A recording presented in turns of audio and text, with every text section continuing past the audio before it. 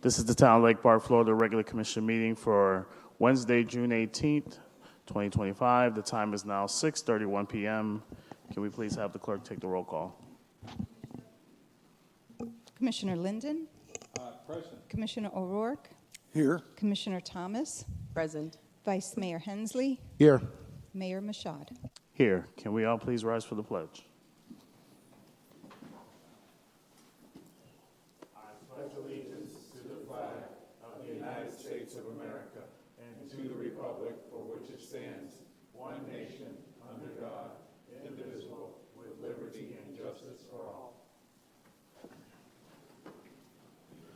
All right, please be seated.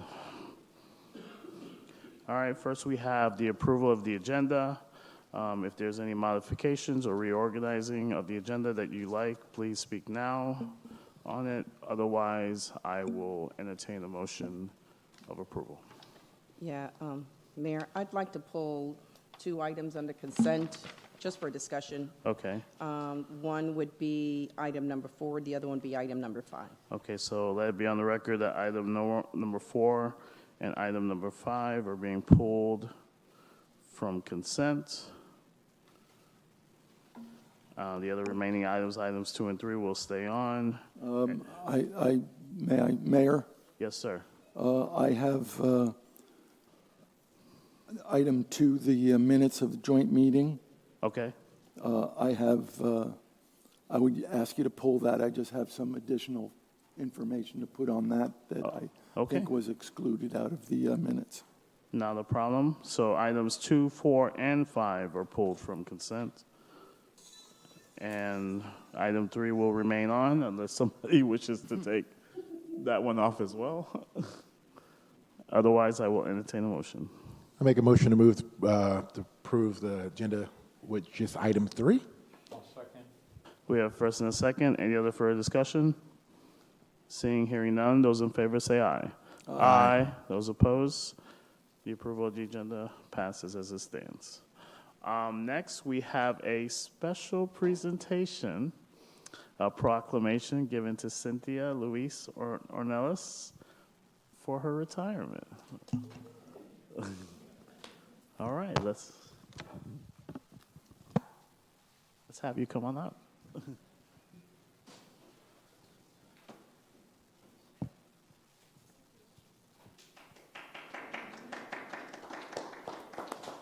Are you sure you want to retire? You sure? I think you've been waiting for this day, right? Yeah? Okay. Not a problem.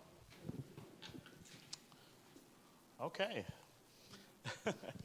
Again, this is a proclamation in honor of Cynthia Luis Ornelas upon her retirement. Whereas Cynthia Luis Ornelas commenced her employment with the Town of Lake Park on November 14th, 2012 as a part-time library accounting clerk, where she immediately demonstrated herself to be a high-energy library staff member and one who is always willing to take on new projects that benefit both the library and library patrons.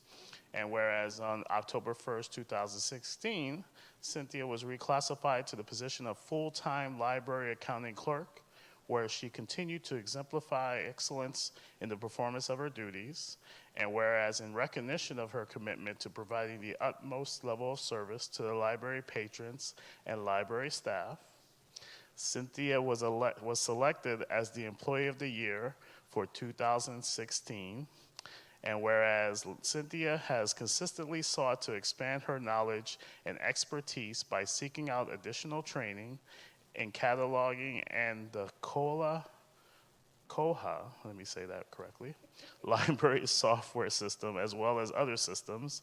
And whereas Cynthia has amassed a wealth of institutional knowledge of library procedures that she has utilized to help and support her coworkers. And whereas throughout her career with the Town of Lake Park, Cynthia has demonstrated herself to be a consummate professional with a strong sense of duty to the town, who always provided prompt and courteous service to its residents, and I can attest to that myself. And whereas Cynthia is held in high esteem by her colleagues within the entire staff of the Town of Lake Park, and whereas Cynthia will always be an integral member of the Town of Lake Park family, And whereas the town of Lake Park wishes to publicly recognize Cynthia Louise Ornelas upon the eve of her retirement from the town for her service to and accomplishments on behalf of the town and its residents. Now, therefore, on behalf of the Commission of the Town of Lake Park, I, Roger Michaud, Mayor of the Town of Lake Park, do hereby publicly recognize and commend Cynthia Louise Ornelas for her dedication and service to the Town of Lake Park. Congratulations. They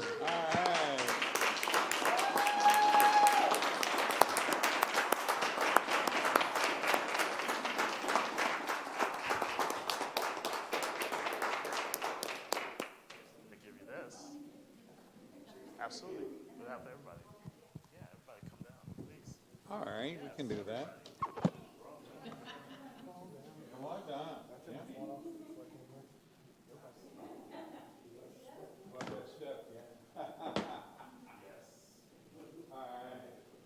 Did you take one with her already? No. You want all of them?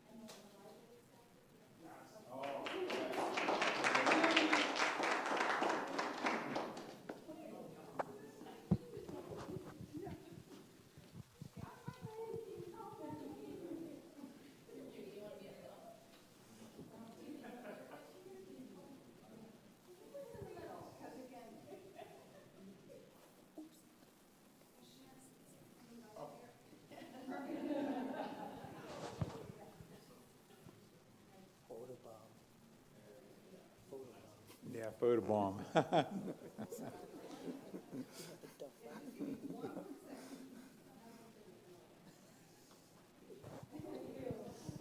All right, before you go, I want to give you the opportunity to say something, anything. Or just do karaoke. Yeah, there you go.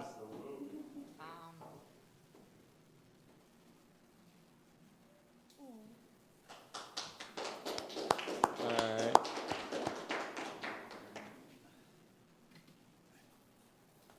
It was a pleasure to work here. And I'll miss you all dearly. But I'll be around. You can tweak my voice, right? You can, like. But I love you guys. Okay? All right.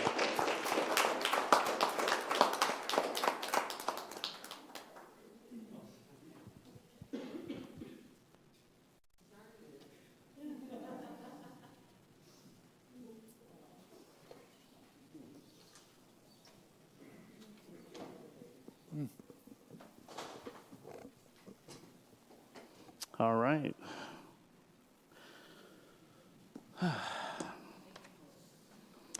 Next, we have public comment. Mayor, before we go, Sure. she was having a little trouble with words. Absolutely. I Please just- do. Please do. I just want to say that one of the best assets that we have in this town are our workers, our employers, our staff, our employees and staff. And you're just another example of what makes this town great. And we all are so appreciative of what you have done for our town. So I know you had trouble with your words. We don't have trouble with the words, thanking you for what you do for our town. Thank you. Absolutely. I will echo his sentiments times two. I think probably times 5. We can go Times times five. 5 as well. So, okay. Next, we have public comment. I do have one public comment card from Mr. Michael Steinhauer. Welcome.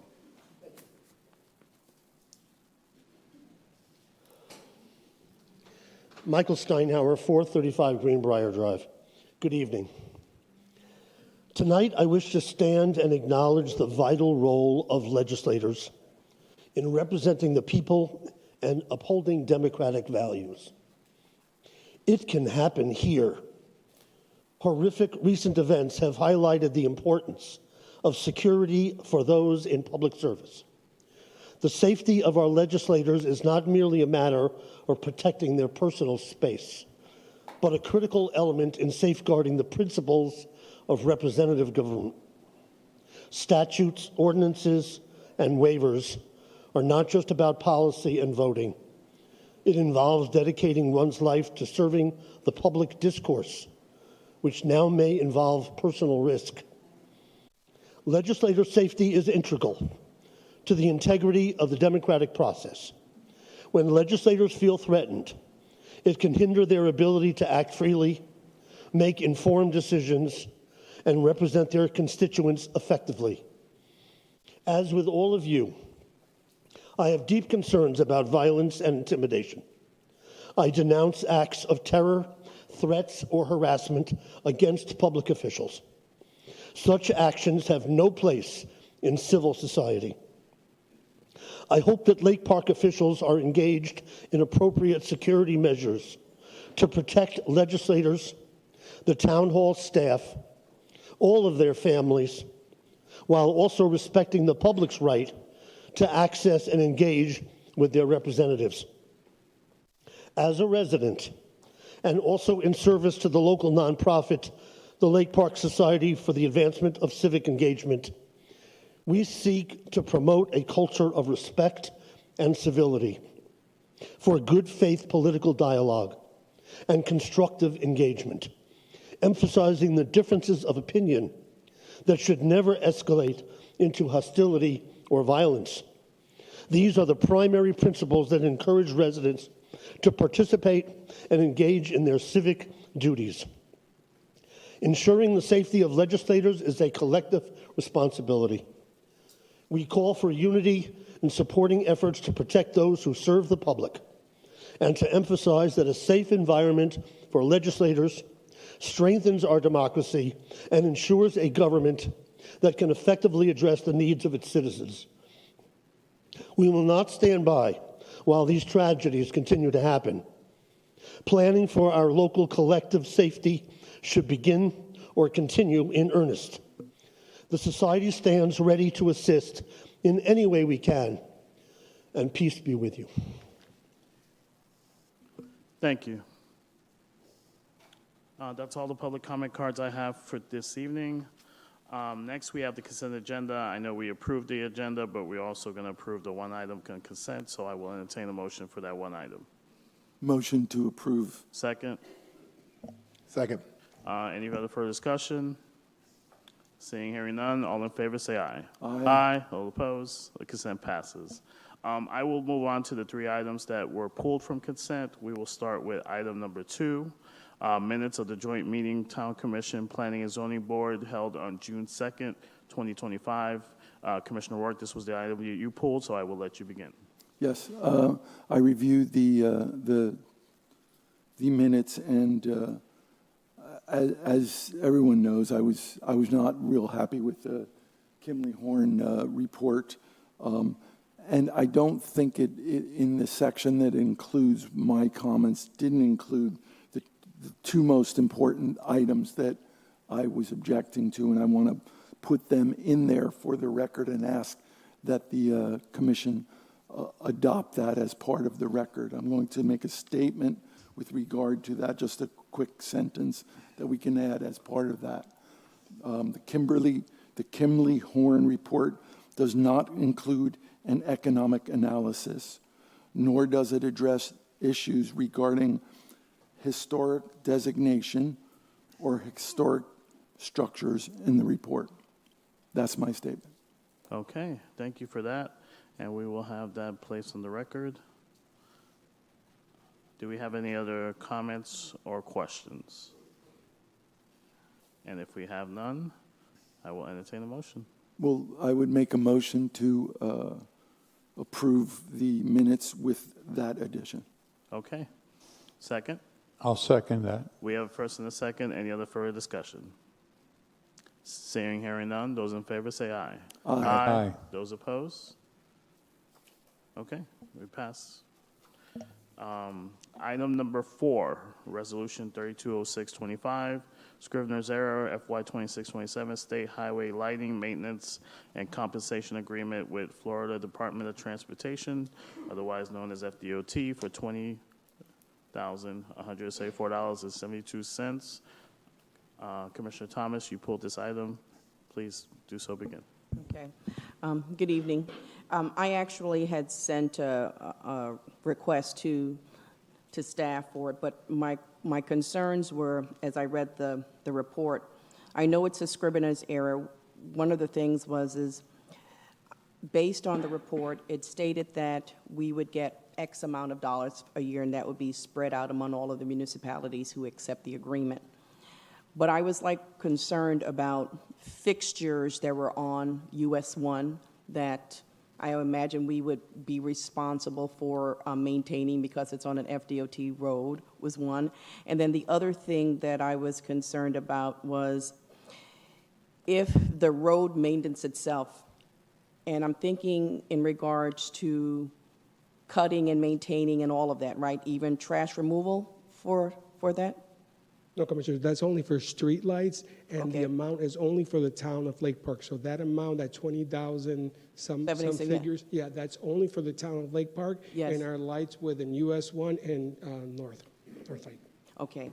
And then the other question, thank you. Then the other question was because that's just for maintenance. The Yes. other question was, what happens if the maintenance exceeds the cost that they give us? Because they're going to be signing an agreement a year ahead of our maintenance agreement. I think it expires June the 30th of each year, and I guess by July the 1st, there should be like a new agreement. So if they give us funds and we fall short of that, how do we go back for a reimbursement was my concern. Say we have a hurricane, something happens, we're still responsible for the maintenance. So would we be responsible for the repair as well? And could we have that as a reimbursement if something occurs? So in special events where the maintenance exceed the amount already established by FDOT, we always have the opportunity to go back to the table Okay. and explain our situation. Yeah. Nevertheless, each year it has a 3% increase. Okay. The agreement is for 7 years, and historically, we have not exceeded the amount that FDOT has applied. Okay. And then the only other question I had was why we had to keep going through this process every year if it couldn't just be a 2-year agreement. But I read what you stated, and you said it's actually a 7-year years, yes. agreement, but we come back every year to accept, I guess, the funding that Yes. that yes. FDOT is That's going correct. to provide to us. That is correct. Okay, Okay. that is. So those are my questions. Thank you. You're welcome. I do Vice have- Mayor? Thank you. Just to piggyback off what Commissioner Thomas said, so it's year-to-year basis that we come back and discuss, but I read that we have 2 years if we wanted to opt out. We have to give Yes. a 2-year notice, correct? Yes. Okay, that's then my next question was, who's checked to make sure that the town, who's in charge of checking to make sure the town is to have 90% of the lighting's working? Well, remember, it's not the lighting of the town, it's just those that are located within US 1 and North Avenue. Those are only two, because those are the only two sections that pertain to FDOT. Right, who checks those? We do, Okay, our team. All set? all set, thank you. Okay, no other questions? I will entertain a motion. Motion to approve. Second? Second. Any other further discussion? All in favor? Aye. Those opposed? Resolution passes. Next, we have agenda item number 5, release a unit title of the former Twin City Mall with the Village of North Palm Beach. Commissioner Thomas, you may begin. Okay. Yeah, this, of course, is a very unique situation where you have a property that's in 2 municipalities owned by one property owner. And so I was questioning the unity of title. And I wasn't questioning whether or not it was true, or I was more or less questioning, once North Palm Beach does their redevelopment, because based on the map, the area that we're requesting for a vacate is a building. It's part of the building. And I wanted to know that once there's redevelopment, we won't have a building that I guess would be encroaching in that property line. And I wanted to know if it was going to be replatted, because right now this is asking it to be bifurcated, even though it is. I know there are a number of different parcels that are here. So I wanted to know, how are we going to clean it up so that it's under one property owner but separate municipalities, so that it becomes clearer. And I imagine that would go through a replat, and I just wanted to find out about that. If staff or, the applicant. Good evening, members of council. Nader Salor, representing the property owner. Just so that we get the background, the property that we own is approximately 13.1 acres. Roughly 6% of that is in Lake Park. It's a sliver on the west side of our property. Both your code and North Palm Beach's code states that if a property straddles two municipalities, if 80% is in one municipality, then that municipality's code, if you will apply. But to answer your question directly, condition of our approval is that no development can take place until the property is platted. Okay. So that's a requirement. This is in regards to North Palm Beach, is what you're saying? Yes. Since the majority of that is in North Palm Beach? Yes. So the agreement is that once the structure is demolished, nothing can actually be erected until the parcel is replatted? Yeah, two things have to happen. Okay. One has to be replatted. Right. Two, we need to do a site plan, Okay, which comes before you with your interlocal agreement. yeah, Yeah, okay. Thank you so much, Mr. not at Nassir. all. I have a question, if you don't mind. Commissioner O'Rourke. I have a question for town attorney. Can you explain to us what unity of title is? A unity of title is something that a property owner who may own two properties who are separate parcels would legally join the two properties, so that those properties have to be planned or dealt with essentially as one property. And the commission, in this case, would have the requirement would have been for this unity of title, and so in order to release the unity of title, the commission would likewise have to release it. And you're familiar with this, right? Well, I'm certainly familiar with Mr. Salur. And I'm looking at the picture here. There's a picture that was in the packet. It includes a blue area. Maybe you can answer that question. That's the area we're talking about. That's the area that is under Lake Park control, I'm guessing, right? I don't know what you're looking at, but may I come up there? Yeah, sure. Vivian, could you put that, what's that? Yeah. It's in the packets. It's on page 3 of the item. It's number... There's a lot of numbers. Are you you're referring to the parcel that encompasses both, I believe? Yes. Yes. Yeah, there's There's a sliver. Yeah, the unity And there's of, just a little sliver. Yeah, I mean, I cannot tell you the history of this, why this was done to begin with in 2003. No one's around from back then to explain that to me. But firstly, the unity title doesn't even include all of our property. Right. It only includes where the shopping center is. And the simple way to look at it is, because we're required to plat it, correct me if I'm wrong, Mr. Baird, But I believe when we plat it and create roads and the civic sites and open space and those kind of things, that will be dedicated to a homeowners association. We're going to have a master association that would oversee. I don't think with the unity of title that we could even do that, because there can only be one owner. I mean, I've been scratching my head trying to work out why the previous owner did this.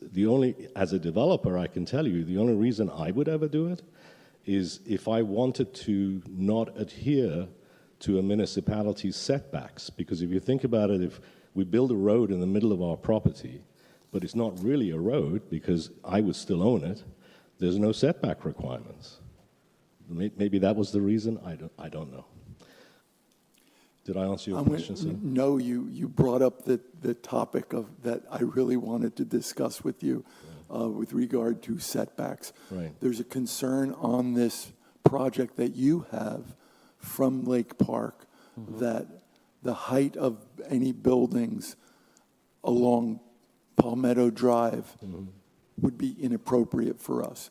If we give up that, if we make unity of title there, would we have to worry about that? I don't think that the two issues things with are, regard height the two things against aren't our really, residential area on Palmetto. That's my concern. And you're referring to the release of unity of title? Yes. Okay, you said unity of title. Just want to clarify that. Okay. I'm sorry. No problem.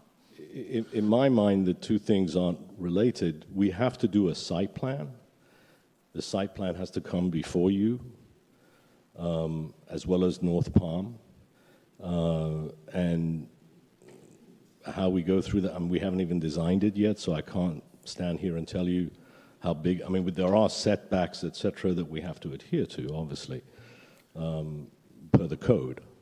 But by approving unity of title, it would allow you to move forward with the project, correct?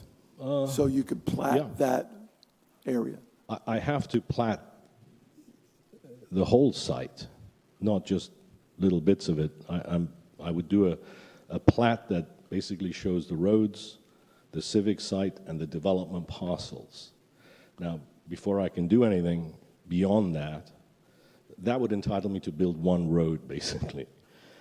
Before I can do anything beyond that, I have to submit a full site plan and go through the process like everybody else. If I may add, legally, he can't do anything till that unity of title is released. I understand that, but don't if know we about release the unity of title, do we have any guarantees that there won't be a, and I'm just using this as an example, there won't be a 12-story building that's on Palmetto Drive next to a one-story residential home? Understood. Understood. Mr. I don't know Messier? if you can answer that question. Well, I can tell you there won't be a 12-story building because the code doesn't allow us to do that then. But Well, 12 firstly, stories like a scary number around this town, so that's why I use that number. 23 stories. But Thank you, Mike. Thank you. And again, I hear what you're asking. It's still premature because he still has hurdles before we even get to that point of many. it. Very many. Because I understand when it comes to the release, you still have to come to, I believe, the property appraiser's office with a whole lot of documentation when it comes to the plat, yes. releasing the unit of title, redoing the legal description. Yes. That's a lot of steps still before we even get to the part of site plan. Yes. Okay? Commissioner Thomas. Did you want to say something? I just want to clarify. So the site plan has to come before both commissions? Or just the North Palm? No, it has to come before both municipalities. Before Lake Yes, Park? yes. I So see. to the extent that With planning boards. the I've been corrected. commission has concerns about height, bulk, setbacks, et cetera, you're going to have the opportunity to address that with Mr. Salur when that plan comes forward. Right. The release of the unity of title only allows for that plan to move forward. And So in that sense, the town is protected to the extent that you will use your collective wisdom to make whatever determinations you believe about the project. You'll, of course, have Nadia and her staff's input into the project. And I'm happy to come back here when we have something to show you anytime you want. I've Okay, made that offer was to your just my staff. concern, and Right. thank you, Mr. Baird. That was my real concern. All right. Anything else? I just have one. Commissioner Thomas. The property west of the unity of title, you don't have ownership of. You only have ownership of everything that's in North Palm Beach. Am I correct? Other than that sliver that's in your, yes, if you can imagine where Publix is, You have, we have everything east of Publix. yes, east of Public. So Yes. from east to US 1. Yes. Okay. And we don't own the out parcels. It's basically the edge of that parking lot there. Correct. If you drew a straight line going from North Lake down to Palmetto, that's Correct. as close as you could define it. Right. Okay. Can you see the map from where you are? I can. Okay. Is that your area of ownership, the area that's outlined in yellow? Well, we own more than that because we go north. You're a little of that. north of that? Yes. Okay. And I think it's only cutting up part, and I think, up There you to. go. There you go. That's exactly Yes. what the Yes. yellow is what we own. Oh, Yes. okay. Right. Okay. And the unity of Title is- yes. is only where the shopping center is. Right behind there, I guess where the refrigerated area is or something of, that used to be Yes. Burger Fry, Yes. Burger, Yes. yeah, Burger Fi. BurgerFi. Yeah, Yes. yeah, yeah. I know it very well. Yeah, I was gonna, not that I, I had nothing to do with that. If it was bad, I had nothing to do with it. you know, my fellow commissioners, I just wanted to say thank you so much. And it's nice to see you. I haven't seen you in years, so. It's been a We're while. looking very forward to the development and process that'll We're come. excited. Thank you. Thank you. Any other questions? Move to approve. Second. Second. Any other further discussion? All in favor? Aye. Those opposed? The release passes. Next, we have an ordinance on first reading, Ordinance 03-2025, creating Chapter 65 entitled Workforce Housing. I will move this over to our town manager.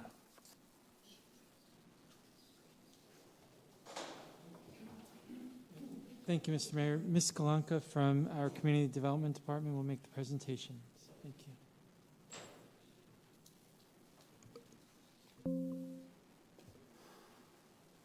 How are you doing this evening, Ms. Galanka? Hello. Hello. Mr. Mayor, Mr. Vice Mayor, Commission. Karen Galanka on behalf of the Community Development Department. It's nice to see you. Today you're going to have an opportunity to review proposed ordinance 3-2025 with a staff recommendation to approve on first reading.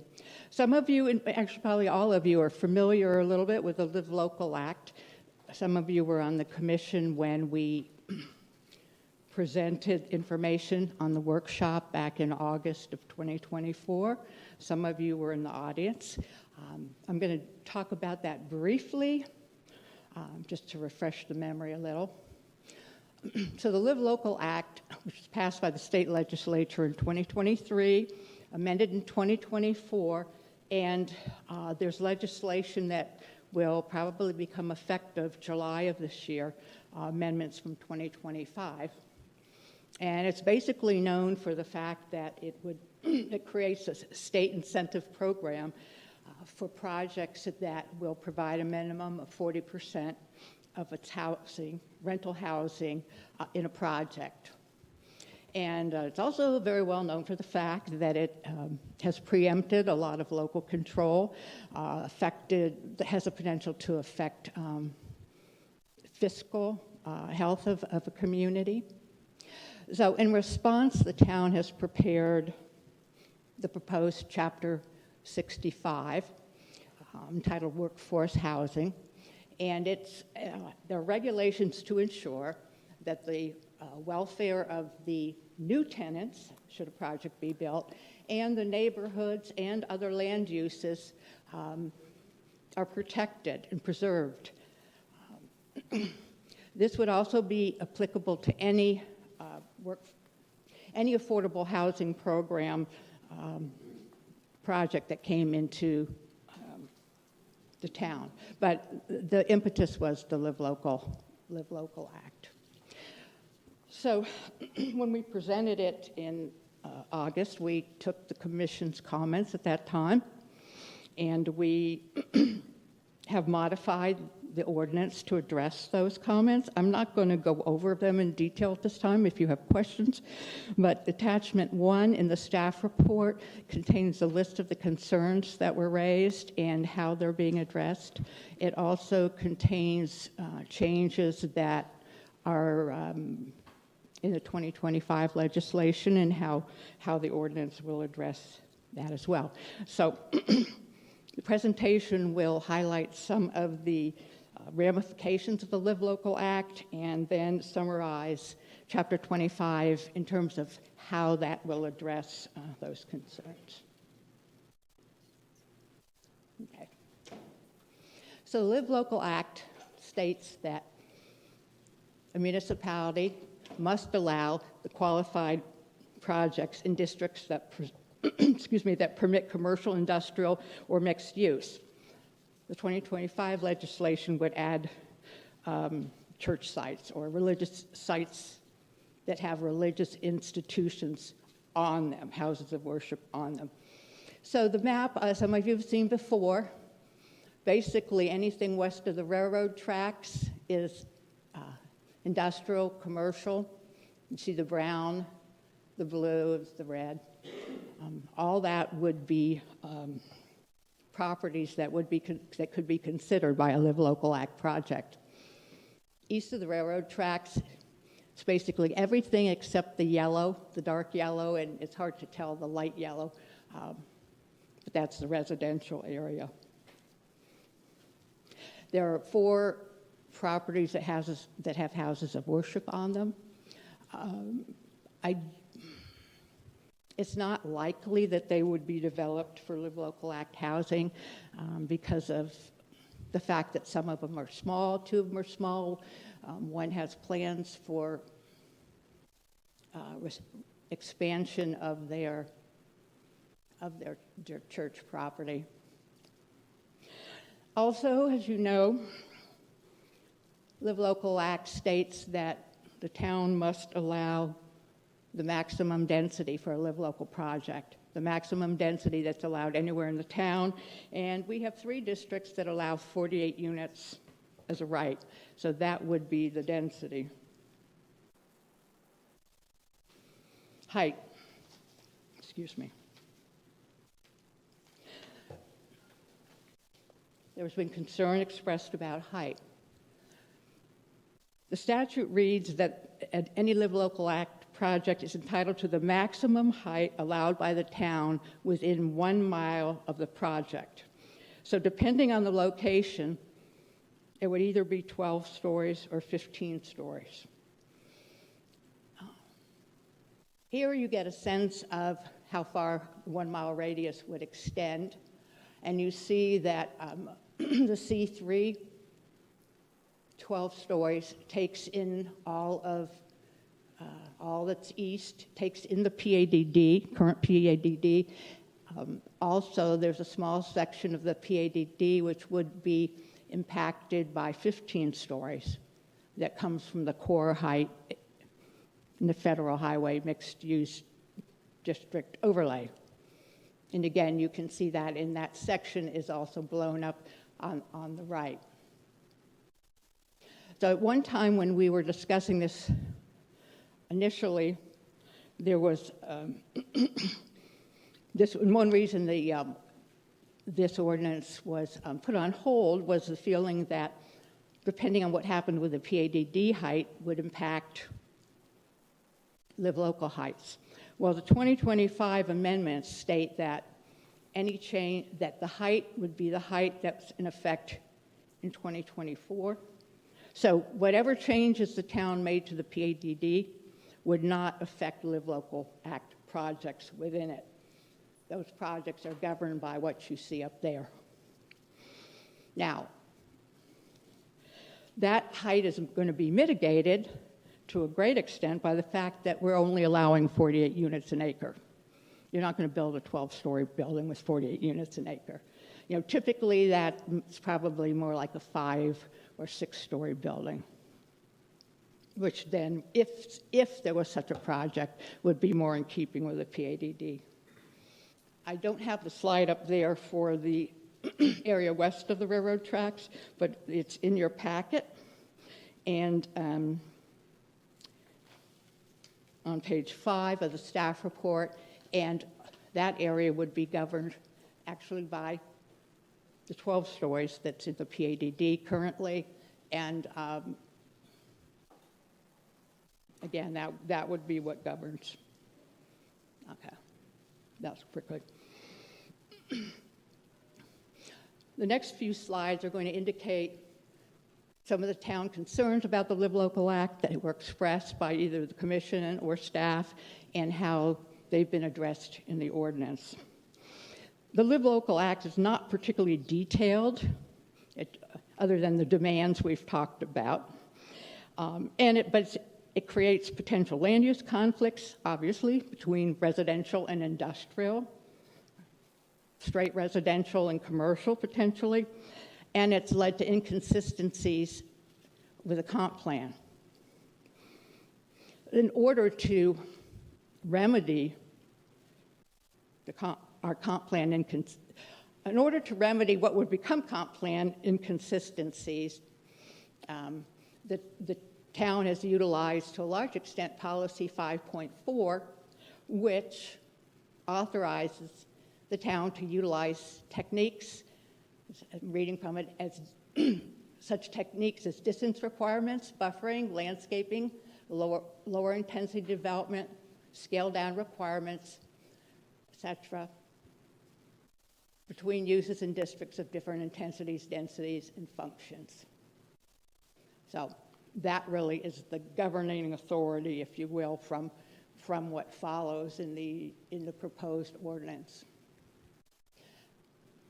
And in order to address that, the ordinance contains buffering requirements, particularly from adjacent industrial uses, minimum of 40 feet, and a wall. And I know there was concern, and the comment was made at the workshop, that there's no buffer that can mitigate the industrial and impacts from a residential use. However, there are other aspects that are required. Minimum open space requirements. The buffer cannot count as open space. It's minimum usable open space, because let's say an industrial area, they would not be near residential parks. So we need to make sure they're going to provide sufficient recreation on site. They must do an impact analysis of uses surrounding the site and determine if there are any negative impacts that must be mitigated, particularly from industrial uses.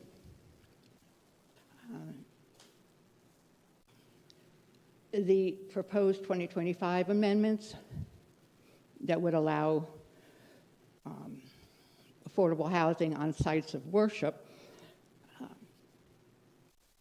we would propose that you cannot count, say, the church and its parking as part of the calculable area for density. It needs to be that portion which actually relates to the project, and that's spelled out. Height and density, I've spoken of when you saw the previous slides. Again, the ordinance is very specific that there are no density bonuses. No bonuses for height, no bonuses for density. So that ensures that the 48 is the maximum, and no argument about that.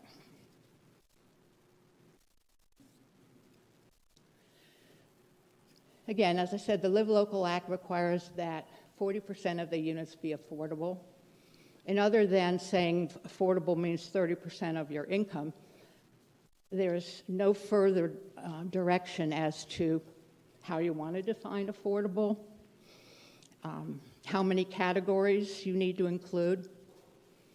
So the town is defining affordable as workforce housing. And what that means is the lowest category of affordability is not included, and that is a category that is best served by true government subsidized housing. Towns created 5 income levels for workforce housing. They basically follow Palm Beach County's workforce housing categories. That way it makes it much easier to follow, to implement, to utilize statistics. One difference we did make, and I'll get to that a little bit later, which is to include a portion of the very low. A concern that staff had was that, and we've seen this borne out in some of the projects that are proposed elsewhere, that a developer would only choose the top affordable income category. So there's nothing to say you need to truly serve those that need housing. And they could pick the top category, which is basically up to 120% of the median family income, which would be over $104,000. So what we are requiring is that any project must provide for all income levels sequentially. So you go through, for rental there's 4, and for home purchase there's 3. You got to provide all of them. 1, 2, 3, 4, then you can start again, 1, 2, 3, 4. And we think that's very important. Now, this will probably discourage developers from wanting to build projects in industrial areas because they're going to have to provide all those. And again, the point is if such a project should come through and if it meets all the requirements, this will make sure that the future residents are protected. But it doesn't make it easy, because ultimately the town wants to see workforce housing in appropriate areas. Commercial's okay, mixed use, but this really makes it more difficult to jump through the hoops that are necessary if you want to develop in the middle of an industrial area.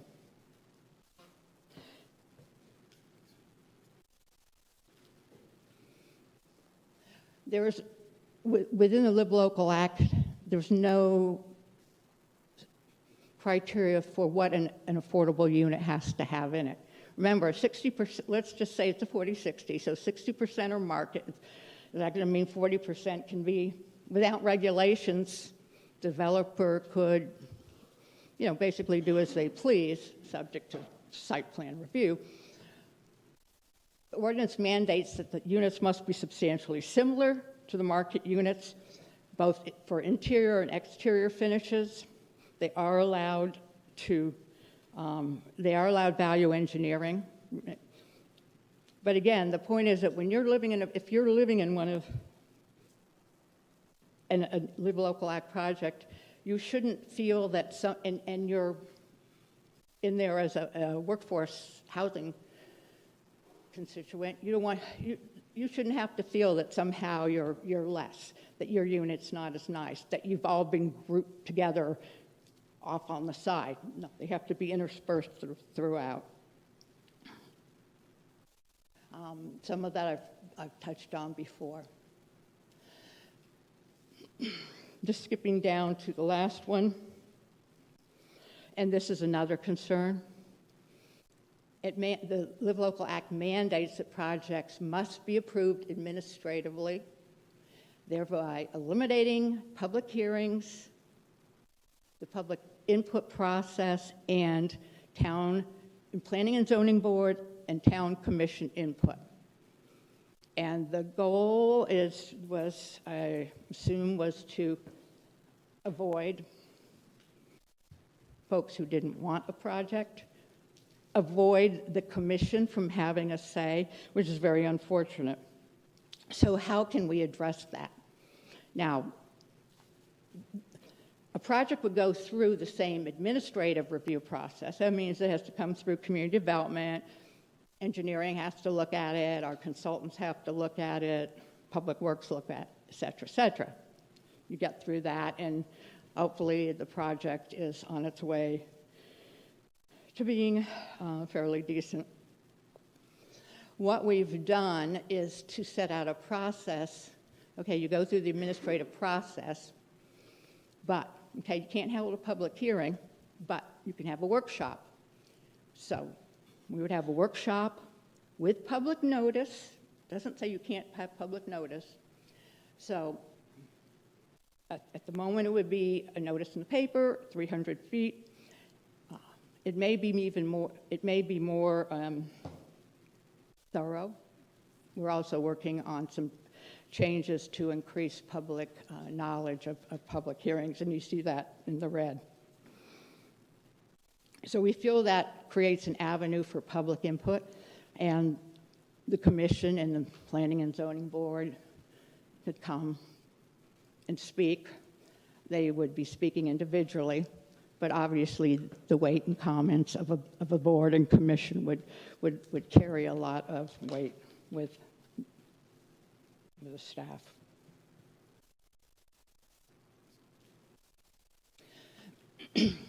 Something that's proposed in the 2025 amendments, it mandates that any demolition of a structure that's on a Live Local Act site, let's say redevelopment, a developer needs to tear down some buildings, those must be approved administratively. And that includes any locally designated historic structures. So, again, that's a concern because it would circumvent the Historic Resources Board ability to review. It would, and their ability to either deny a demolition of a historic building, approve it with conditions. Again, it will rest with the staff. In response, we have just made sure that the staff, in the ordinance, that the staff is authorized to act the same as the Historic Preservation Board would in terms of evaluating the criteria, the Secretary of the Interior's criteria. Lastly, accountability. Live Local Act requires units to be affordable for 30 years, but it does not go into detail on monitoring. That monitoring was a concern that was raised at the workshop. So, accountability. Up front, the town will require a submittal of what we call sustainable workforce housing program. They're going to have to provide details regarding the program they're going to be utilized, if it's Live Local Act or it could be another program, financing, details of the workforce units, including the rental ranges, where they're going to be located, just as you would, and it'll be part of the site plan process. The developer is required to produce a monitoring plan, annual monitoring reports for the duration of the affordable units. And it also sets out enforcement. There is, and it was not included in your packet. If you would like it, I will provide that to you. Wasn't sure how much information you wanted. The developer has to enter into like a stipulation on the property,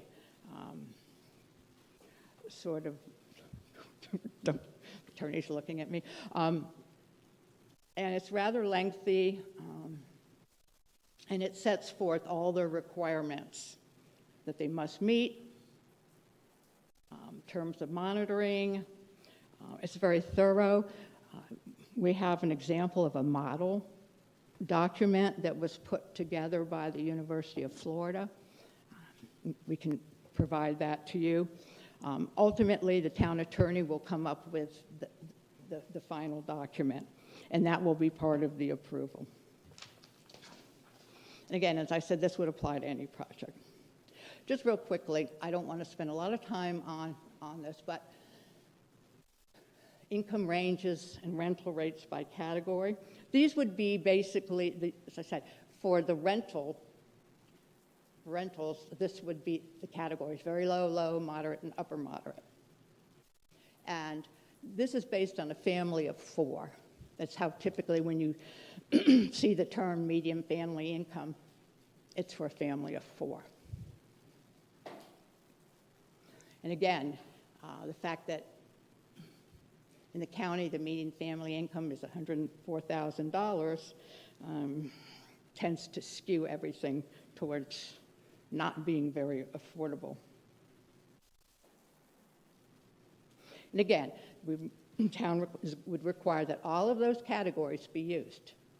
You cannot just pick those that make $104,000 to $124,000. They have to pick they have to go through the list and select each one.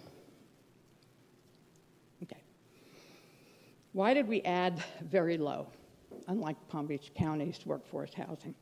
We added the upper tier of the very low. We do have no extremely low.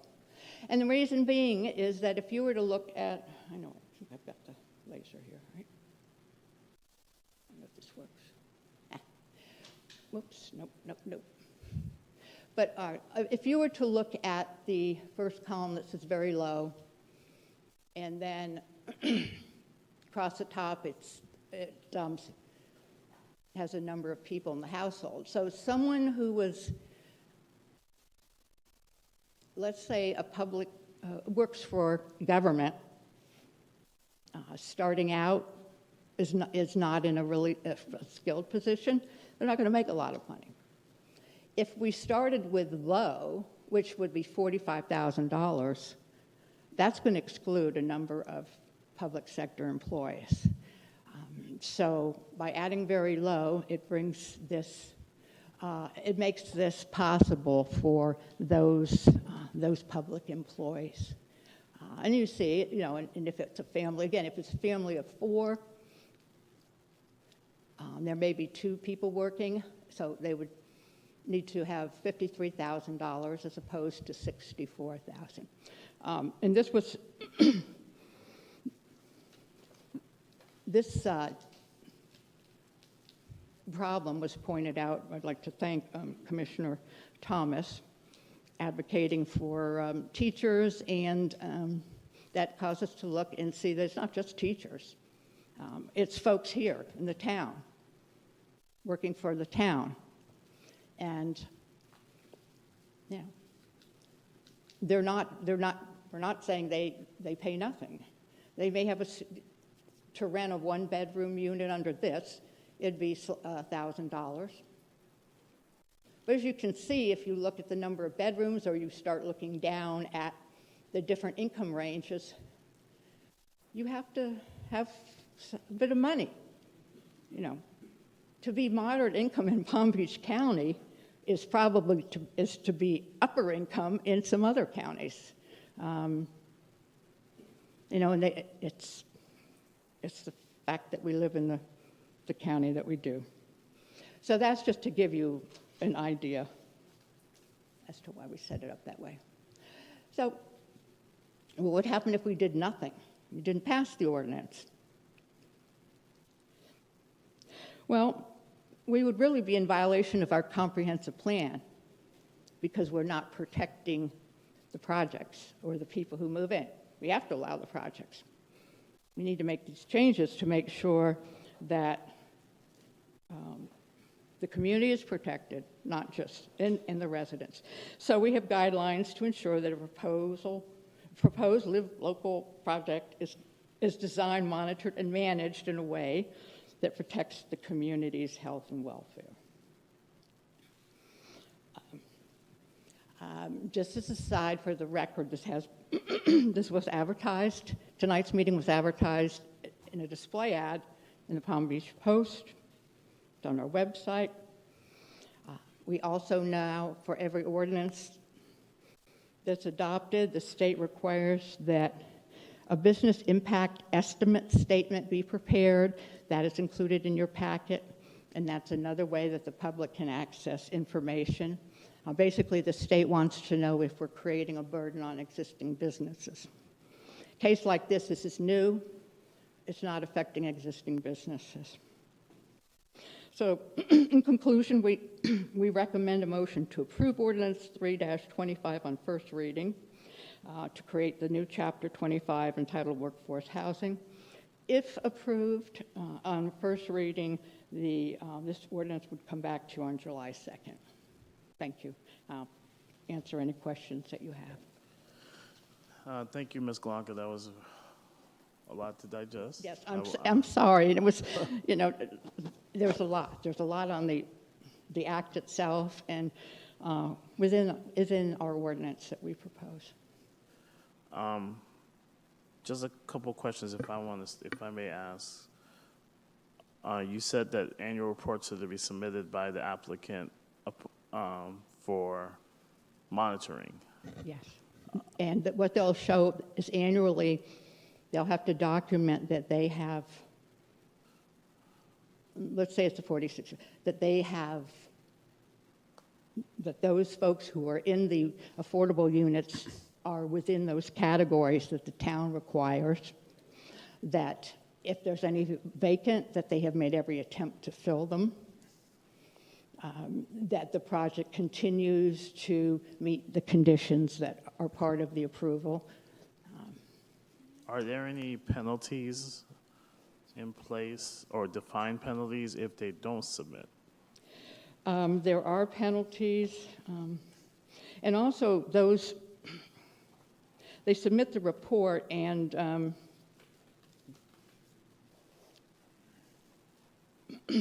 they are required, and because we don't have experts in-house necessarily, the town can hire an entity at the developer's cost to review those reports. And that's important because they can get rather complicated. It sounds easy when you say it, but it's not, because having read articles about problems in the Palm Beach Post. So the penalties, because again, so they've adopted this land use restriction was the document that they also have to adopt. So the town can enforce that. They can suspend a business tax receipt. They can pursue code enforcement action and seek declaratory and or injunctive relief in a court. So it ranges from, something that could be, maybe someone feels, just won't pay my business tax. And that's a process, and maybe the liens are not, eventually add up, but maybe that's not the most effective. And it just gives you a variety. So if there's a developer who's being very willful about not following what they agreed to do, the town can go to court. Okay. And then my other question would be going to your income and rental ranges. I know you said a family of 4 for all the categories defined, but for me, I would find it hard to believe that a family of 4 would be looking at a studio or 1 bedroom. Is that standard for analysis, or do you have it? Is it broken down in terms of family of this? Yeah, it's just now this comes from Palm Beach County. Primarily, this table, it just shows you, no, we don't know. No, it's not expected that they would be looking at a studio. In that case, they may be looking at a 2-bedroom, 3-bedroom, 4-bedroom. Of course. Again, going to this one, you can see, so if it's, 1 person or 2 people, yeah, they may. So it just gives you an idea of the different ranges. Okay, so if we do have two people that are applying, let's say a family of two, we'd be looking at these same numbers, correct or no? You would be looking at, on this table gives you a better sense. The first one I showed is all about the family of four. So here, a family of two, they would, to be able... Okay, so basically the two at the 50, 60, 70, 80% there would qualify dependent on the number of bedrooms. Yeah, and they could come and they could say, I want a two-bedroom. Now, maybe the two bedrooms are all taken. Okay.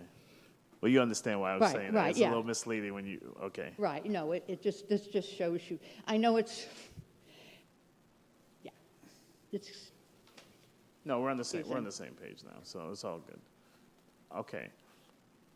I'm good right now for questions. I will start right here. Ladies first. Commissioner Thomas, and then I'll swing to your ways, Commissioner Linden. Thank you. That was a lot to go through.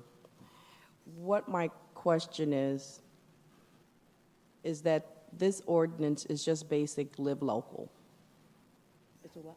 It's just live local. This is the answer to live local. Yes, and it does include, it would apply to any other rental programs. Okay, because I want it like with that in mind, right? The chapter reads workforce housing. And I'm thinking that for workforce housing, if someone did not want to use the Live Local Act, we should have some type of design standard and maybe incentive that would promote it and make it, because my thoughts are running into each other here, but I think you sort of like understand. Even with this, I would think that we should have some design standards tied to it. I wouldn't want to have a 12-story building using a Live Local and saying, here, I'm meeting state standards, right? And I know that our land development regulations certainly have setback and all of those requirements, but there isn't a design standard that we would set or that's in place for it. I don't want to have a situation where someone or a developer comes and build a unit and it has very little character to it, but I'm plopping it down here because I'm using that act under workforce housing, if you understand what I'm saying. Okay.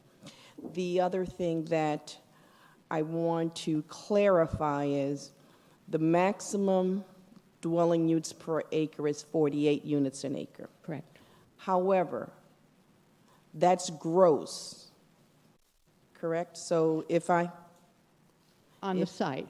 Right? Okay. However, having 1 acre doesn't mean that I'm going to be able to fit 48 units on that parcel. Correct? Because you have to, even though this doesn't, right? It doesn't say, and that's why I'm like thinking that we have to have design standards and all of that that would have to apply to this, because your land development regulations will still have to come into place somehow as it relates to setback requirements, water retention, you know, all of that, right? And the way this looks like, if we really want to have a workforce housing chapter, I feel that there needs to be more to it than it just reading just to satisfy Live Local Act, if that makes sense. And I know we needed to put something in place because we have a July 1, you know, deadline, et cetera, you know, for this. But I feel that this is sort of an ordinance in process that will need some work. I have worked in, I've had experience where if a developer wants to build units, say outside, of where we are, but couldn't, then they could be incentivized by contributing to a housing affordable fund or something like that, to ensure that. Or say you have, they're building an affordable unit development, but to give them maybe one more unit, they need to have more open space, or, you know what I mean? Like, to make it truly attractive. I say that the last project that we did similar, where we were somewhat put subsidized housing in the community, was on Congress Avenue, where they use county credits, I believe, and that was a long time ago. That was before the seating, dais right now. But we've also had concerns and the maintenance and, all of that, and it's a nice project, but what I want is that we all are going to need somewhere to live, but it doesn't have to look as though it isn't a market rate development. It doesn't have to have that stain of distinction. I want it to have some type of design standards associated with it, but also if a developer doesn't even use LLA and they just want to build affordable housing, how can we incentivize it so that it's an attractive, development in here? And so that's my question for that. And then you answered something, but you didn't. Do you want me to answer that first? Okay. So I don't, I'm old, I might lose track. I'm glad you asked that. In the decision of what I'm telling you and what I'm not telling you, I guess I should have told you that the statute says they have to follow regulations of a multifamily district. Okay. Our ordinance states they have to follow the C3 regulations, that's the Twin City Mall regulations, within which there are standards, there are design standards, for example, articulation and how the building fronts the street or doesn't front the street. And so there's a lot in C3 that would address your question for Live Local Act projects. For your first comment, that there should be a program for non-Live Local Act projects, we should incentivize. Our staff agrees with you. We brought forth such a program at the workshop. The workshop mostly focused on this chapter, but a program that did include incentives. The concern that we have as redevelopment occurs in the PADD and surrounding commercial area, which will probably ultimately be in PADD, we would lose our affordable housing if the trend is to knock it down and then build market rate. So we looked at how to incentivize. That program was, at that time, based on the assumption of what the PADD contains, which was 48 units an acre plus bonus and what have you. And that was one reason that this all was sort of put on hold, to see what happened with the PADD. So this Live Local Act, addressing that, we can bring forward because it doesn't affect it. The incentive program will wait until we determine what the PADD regulations are. And as those are being developed, I think we have in the back of our mind that there needs to be a little flexibility for incentives. Yeah. Not flexibility because a developer just wants it, Yeah. but it has to be tied to a public benefit, not a obscure Right. public benefit, a Right, very right. specific one.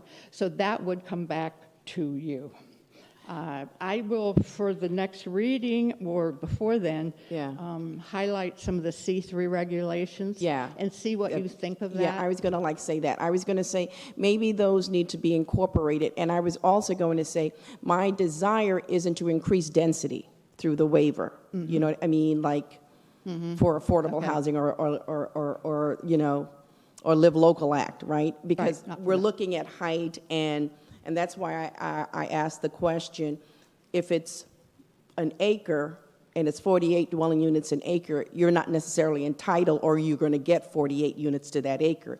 There are other things that Correct. are going to restrict you, so you may come out with 37 units to an acre because all of that isn't going to fit here. So the incentives, because you still need to meet what the land development regulations would in fact, I'm hoping it would be tied to public benefit, you know, or public amenities or something along those lines is what I was looking. But I'm concerned about the design criteria not being in place. And then the other question that I had some concern was, it stated that the Live Local Act is in place for 30 years. And true, it doesn't say anything in regards to monitoring it. You know, like, does that mean that it's monitored for 30 years? Can it be converted? You know, is there ways like it can be converted where it moves from rental to ownership or something of that nature? You know, and at what point would that occur? And then we stated, and I appreciate putting in the very low at 50%, understanding what educators make, what their base pay is, the subsidized housing. So I'm going to ask this question. Someone, and I'm sure you know where this is probably going to come, someone makes below the 50. They go into the subsidized housing, right? That category, subsidized housing. They might, yeah. But would they be allowed to live in a unit where the developer is really getting 2 subsidies, where they are getting subsidized payments and they were able to utilize this particular incentive as well? In that 40% of the units, right, can be Live Local, affordable, right? But I know that I'm not going to find housing based on my salary, and I'm using me as an example, right? I know I can only qualify for 900, but my subsidy would allow me to go 1,400. How would we address that? You see what I'm saying? I see what you're saying. Yeah. I don't know if we have an answer, but it's just something that I'm thinking because, see, that's a double subsidy. Yeah, that's interesting, and it's we can come back with that answer. Yeah. You know, it may. I don't know how we deal with it. It may depend on the program, the Live Local Act program, and their requirements. I don't, you know. Right, because, see, it's very silent on that, and I don't think that we know how to deal, you know what I mean, like deal with it.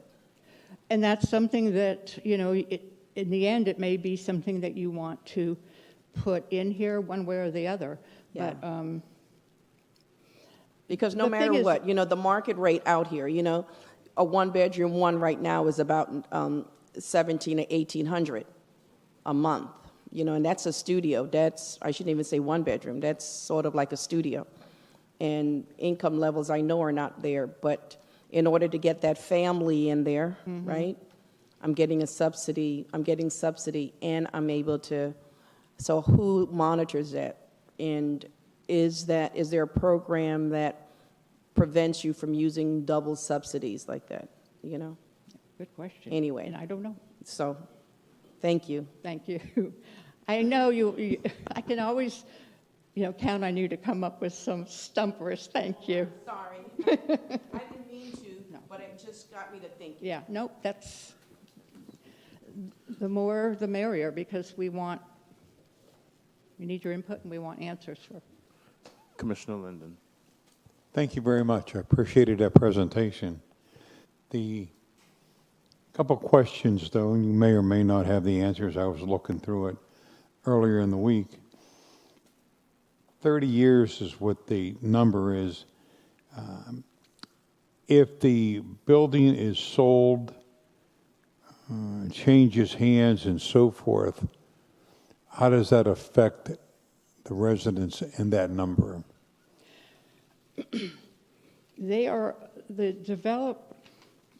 The restrictions go with the land. They are on the land.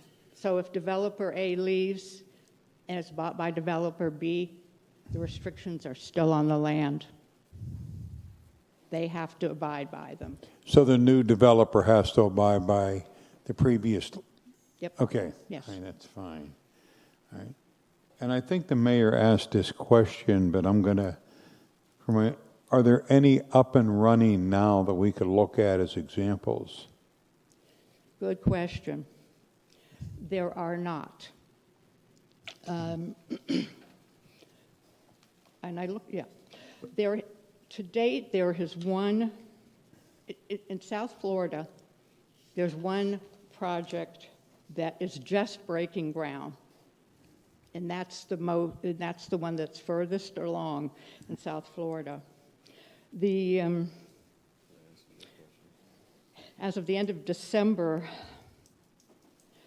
there had been awards for 45 projects. The state has given money for 45 projects, and about 40% of those are in Miami-Dade County. Miami-Dade really has the bulk of projects that are approved or being considered. There are not many projects that have been approved. The Florida Housing Coalition is keeping track, and you can go to that site and see Yeah, I believe they have a portal. some of their information. I believe they have like a portal that they list. Yeah, they list all the projects. But interestingly, they say they list. It's not scientific. They happen to, as of yesterday,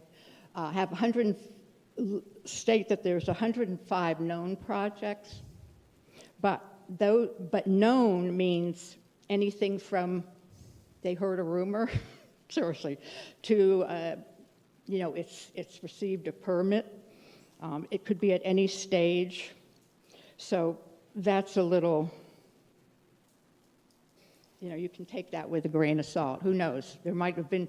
We might be in the count for all we know.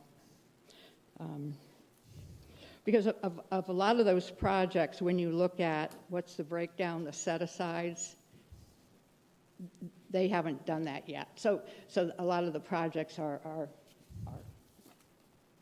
way out in the pipeline. But there have been projects. There was only one that's been approved in Palm Beach County so far. But when you also look at breaking ground, it usually takes a while for any project. But again, that's why it's important that we do adopt something, because even though we haven't had a project come in yet, we have had some inquiries, and we want to make sure that we're ready since the moratorium has expired. A two-part question. What is the incentive for the town to get behind this, and what is the incentive for the developer? I know it's law, or will be in July, but... Well, all right, the town, there are a couple ways to look at this. You could say that the town would like workforce housing, new workforce housing, as opposed to our older, dilapidated units in some cases. But the trade-off would be, is it going to be located in a spot that makes sense? And the town, I think, is better off, once we get through this, focusing on, let's make sure we're locating projects where they should be, where there's the right infrastructure, residential infrastructure, or at least close by. The incentive for the developer, they get money. The units, the affordable units, they get a big tax break. So their property tax bill is considerably lower. It's not on all the units, but it's on those units that were approved as affordable under that program. A project has to qualify as affordable. Now, the state, the Live Local Act isn't specific, but a project, I venture to say that a project that wants to get funding is going to have to provide quite a bit of documentation to get state approval. And some of the same documentation we would ask for. I mean, the state's not going to give tax breaks unless they feel the project is credible. Although the state doesn't really care, because it's the towns that are really hit for the most part. But there is other money available for Live Local Ag projects. State and Palm Beach County could. Now, Palm Beach County has a pot of money through the housing bond referendum that passed. All right. And I'll try and have a little bit better answer next time as to all the incentives that the state might offer. I don't know if the manager might know more in the fiscal area. Well, in general, the ad valorem to the town is reduced because they're not paying the taxes. Exactly. Yet we still have to supply fire, safety, and Yes. so forth. Yes. So Another I disincentive. know we can't change it, even though some of us were opposed to it up in Tallahassee. It's a separate whole story. But That's a big fight. and we have to have our regulation in place by July 1. Is that what you said? No. What's the July 1 deadline? Well, July 1 is when, again, I'm sorry, it gets confusing. The amendments, okay, so the act's in place now, and it's been amended in 2024. The new amendments that were adopted this legislative session by Senate Bill 1730 the bill hasn't been signed by the governor, but we're not aware that the governor has a problem with it. So he may either sign it or it will just automatically go into effect July 1st. So, but our moratorium expired at the end of March. Okay. So there's reason, to proceed. Again, like I said, do we have to do anything? As the last slide said, there's good reason to do something. I think town attorney wanted to put some feedback into this. When the commission had discussed this, realized that, and the legislature has done this a lot recently, they have adopted legislation that preempts your regulatory authority over development. This ordinance is intended to the extent it can, give the commission back some authority, and it is also intended to put some meat on the skeleton of the state act. So, the state just passed this law and says, figure it out. Yep. So that's what this ordinance is intended to do, is to provide a framework so that you can have, to the extent that they ask for it, workforce housing under the Live Local Act. That's only under the Live Local Act. Anyone could come in with a workforce housing project that's not under the Act. You may also recall that the Palm Beach County sponsored a referendum to provide for funding for workforce housing with the idea that that would prompt the developers of workforce housing in the county to propose projects throughout the county. Of course, we don't have any yet, but we're paying for a bond issue. I mean, all of us are. So this is simply an ordinance to try and establish some better framework for the town that can give you some measure of authority over it. And then on Commissioner Thomas's questions, you know, those other design elements, that's got to come from your general land development regulations, because those regulations will apply to these projects or any other project. Thank you. Good explanation. Appreciate that. All right. I have no other questions on that. My only concern is this may work well in a larger municipality, but something small like Lake Park, it puts us at a terrible disadvantage. We don't have the extra dirt to build, you know. Granted, can always go high, but that's got limitations also.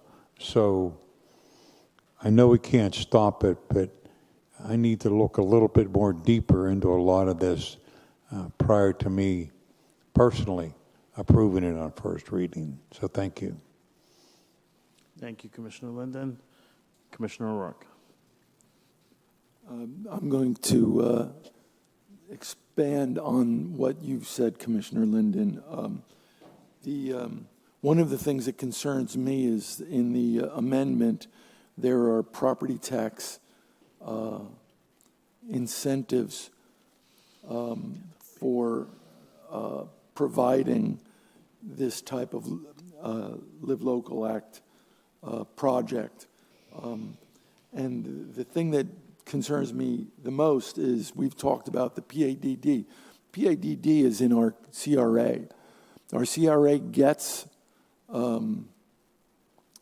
revenue from the property tax. This would affect that revenue. And my concern with that is that to me appears to be a roundabout way of providing an unfunded mandate for our town, where it takes our revenue away, but yet requires us to do something. Mm-hmm. So I would ask why counties, towns, and municipalities, tax authorities haven't challenged it on that aspect of it being unconstitutional in that regard. And I know that's not a question for you, Karen. And by the way, I meant to start with, you know, when I said earlier today that our best asset in this town is our employees, you are another one that shows that's absolutely a fact within our town. So thank you for what you do, Karen. And I hear people call mayor, and every time I hear mayor, I'm like, oh, is that? No, it's not me. I forget that. But you're also a mayor, and once a mayor, always a mayor, and we are grateful for your knowledge. I know you don't answer to that title, but I just wanted to give you kudos for that. Thank you. Getting back to my comment. But I'd really appreciate it then if you would vote on first reading for it. Okay, thank you. So let me go with some other questions why I might not vote on first reading. Do you know if there's? Do you know about the opt-out provisions of this? No, there are no opt-out. My understanding is there's 70,000 33, the 2004 amendment, allows taxing authorities to opt out of the 80 to 120 AMI sections that they call the missing middle property tax exemption.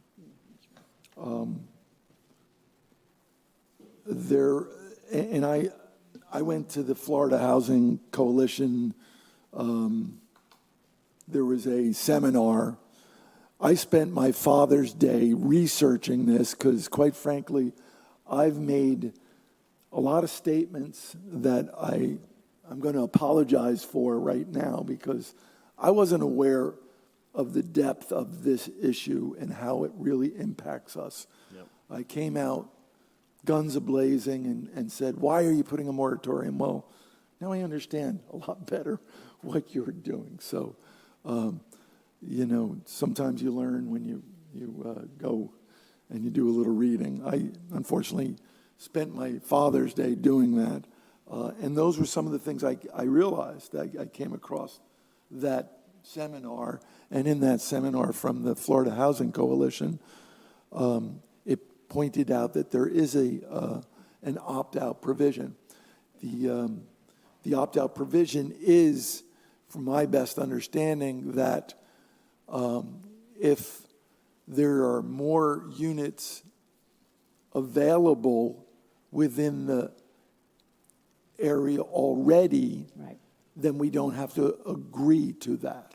That's correct, but unfortunately in Palm Beach County, there's an extreme shortage of affordable housing. We do not follow, the county, county In the doesn't. county, yes. Yes. Right. The county It's not cannot us. opt out. My question is there any aspect that allows us to go to the state and say, as Commissioner Linden said, we're in a tough spot here, and it's not like any of us are against creating affordable housing. I was on the a coalition for the county for affordable and workforce housing, where we discussed these things and how are we going to create that. This was probably 8 years ago. And so the process is completely changed with Live Local now. So it's not like we don't want to provide it, but our town is the affordable housing center, basically. We're the type of town that, and it bothers me because what happens with a town like Gardens, and sorry to pick on Gardens, but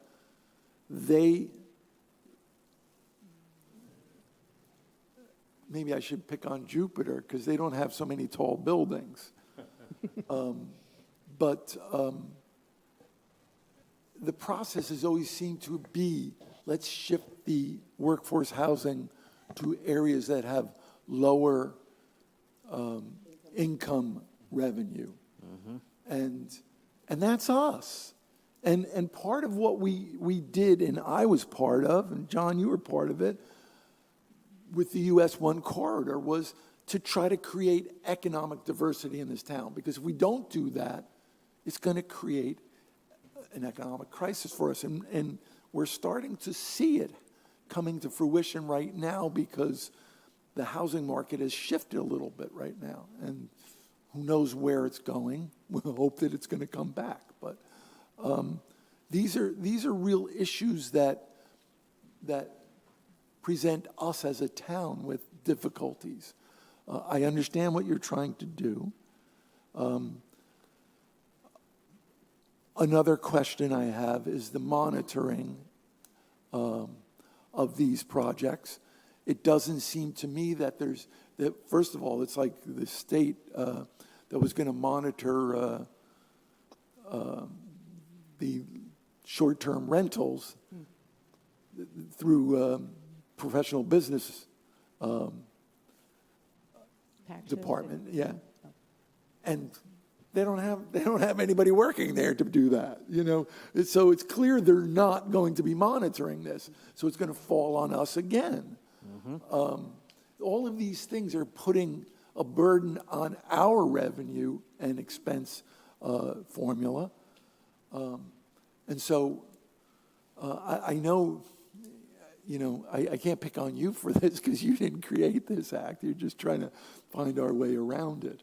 But those are issues that trouble me. And maybe when we went up to Tallahassee, that's something, and maybe the next year, since I don't think this is final. I think they're going to be working on this for years to come. Agreed. But if we can present a cogent argument why it hurts our town, that we should be entitled to some type of opt-out provision with this so that we can not stop these projects, but at least manage them better in a way that won't penalize us more than a town like Palm Beach or Jupiter, for example. I have one last thing that I was going to talk about, and give me a second. I have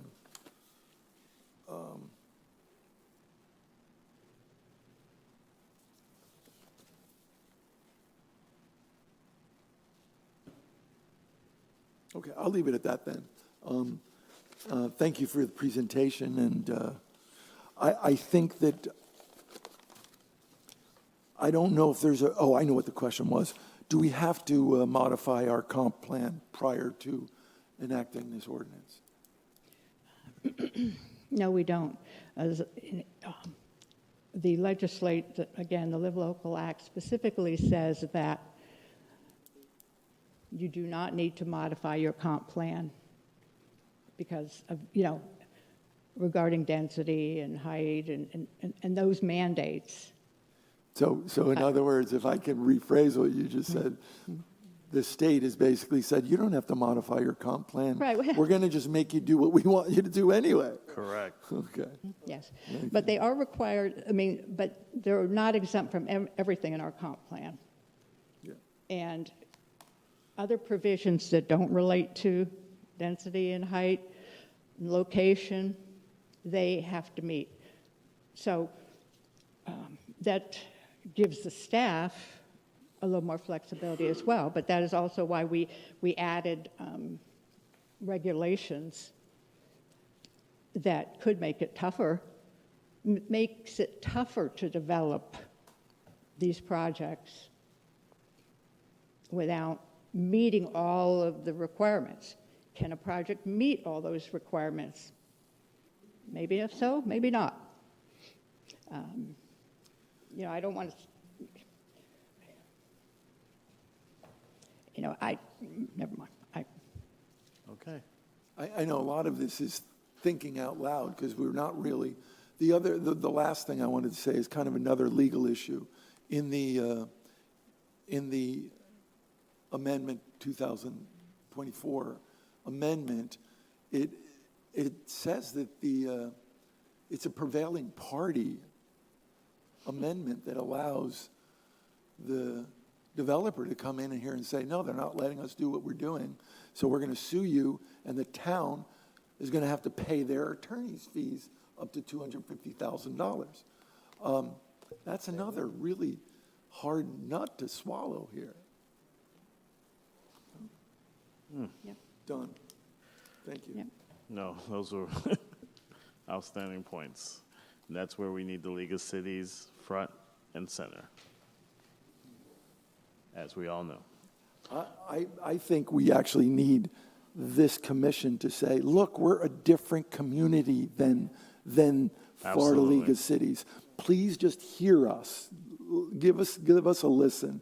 And these are our issues. All of the things that we're talking about, these are legitimate concerns for us. Yep. And if we don't get some type of relief from that, it's going to hurt us. And everybody, I know everybody agrees on that now. So, All right, Vice Mayor. Yeah, I had 7 questions, but they all been answered. Thank you, guys.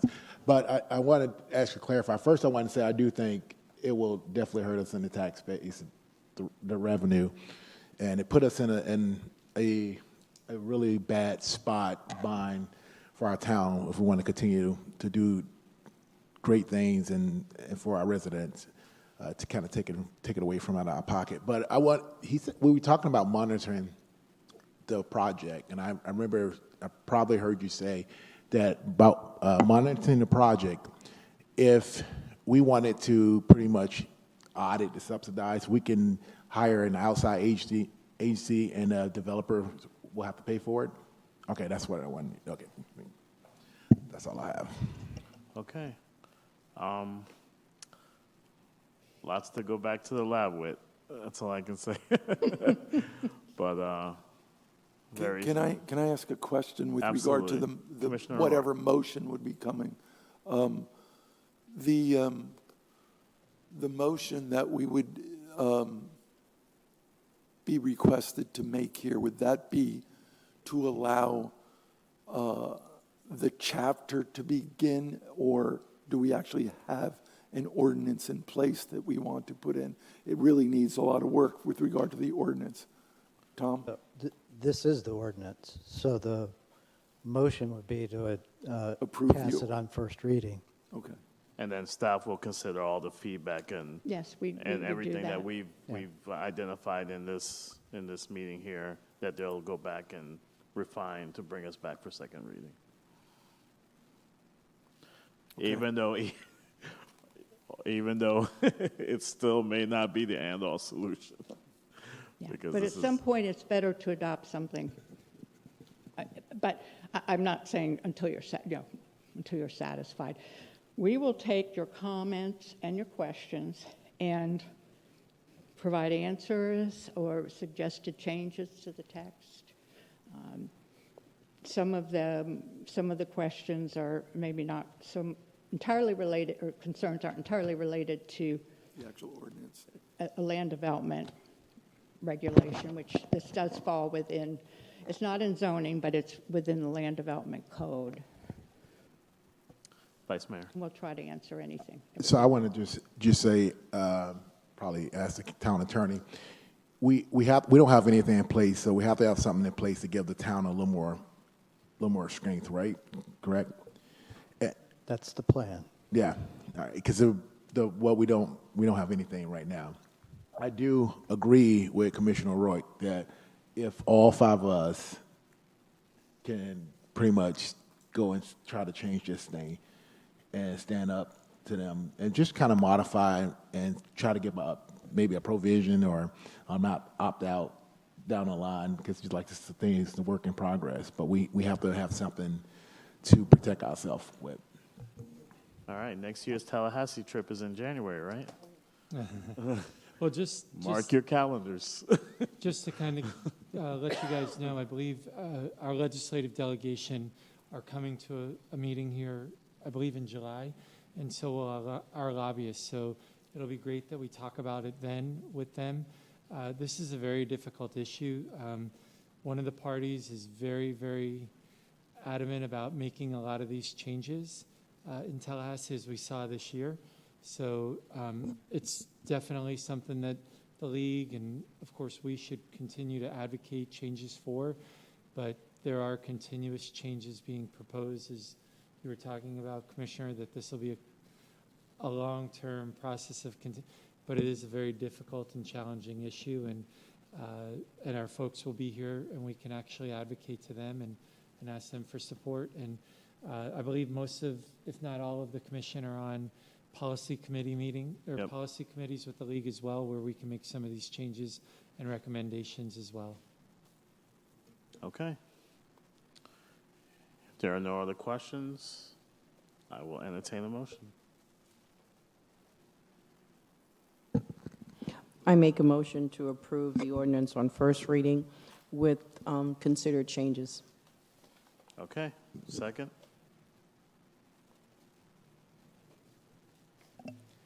Second. We have a first and a second. Any other further discussion?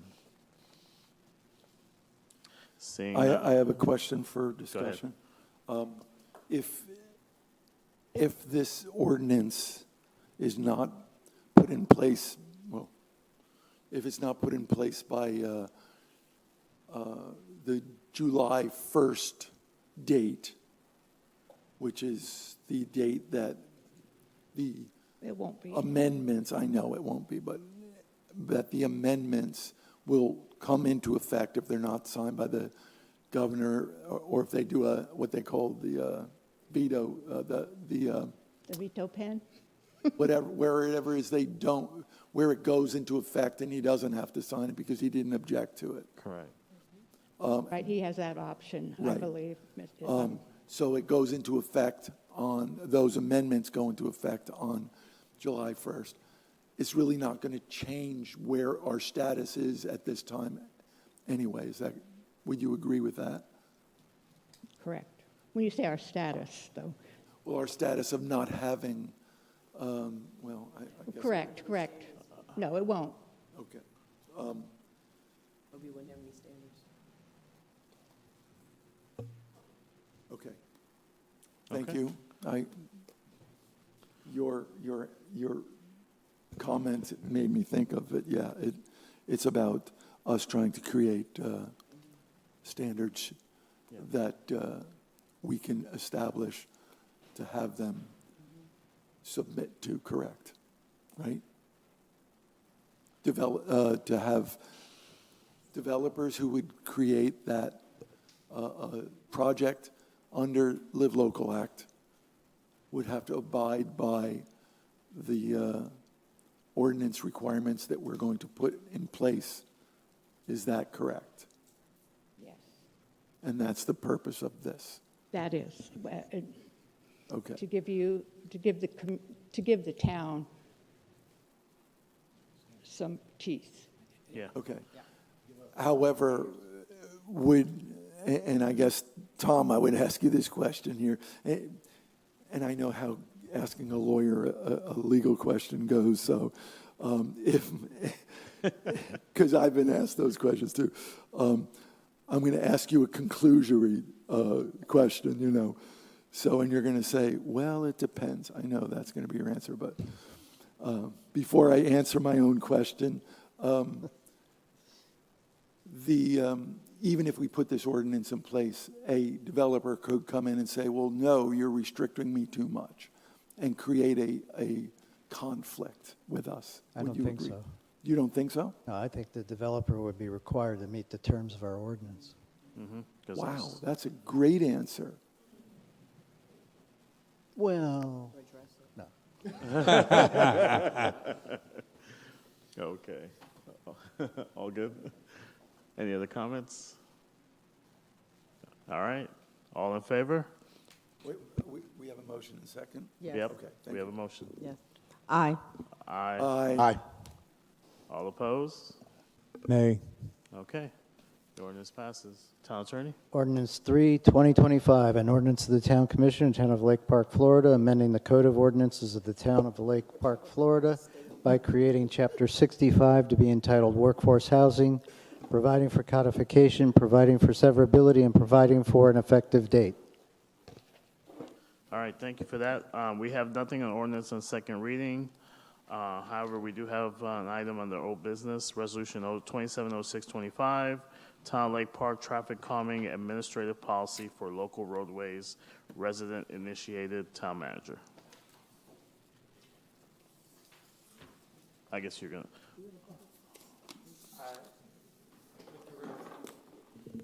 With regard to this item, Mr. Morales will make the presentation. Thank you.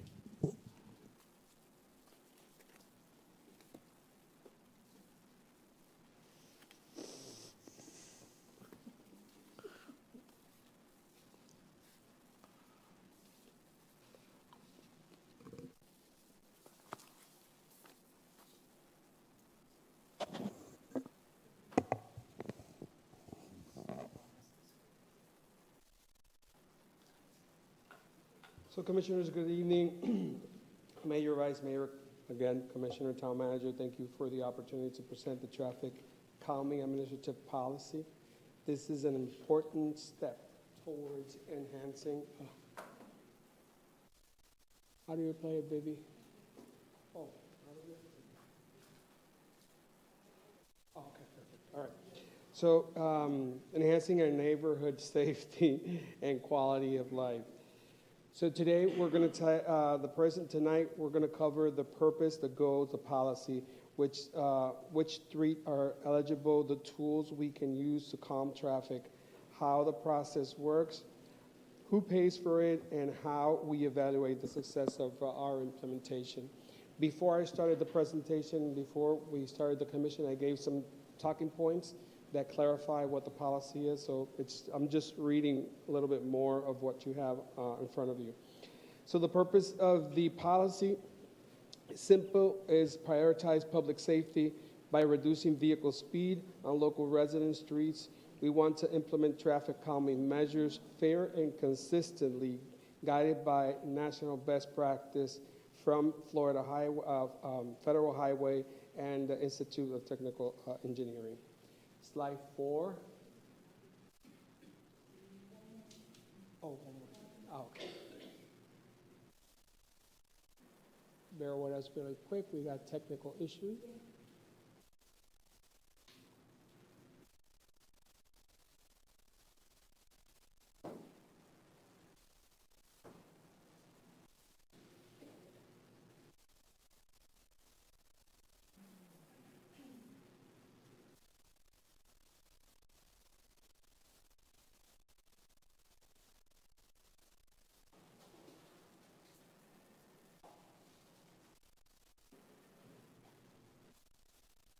Okay, so we're on slide number 4.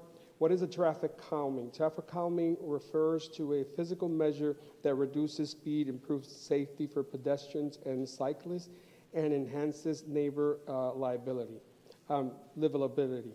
They are self-enforcing, not dependent on law enforcement alone.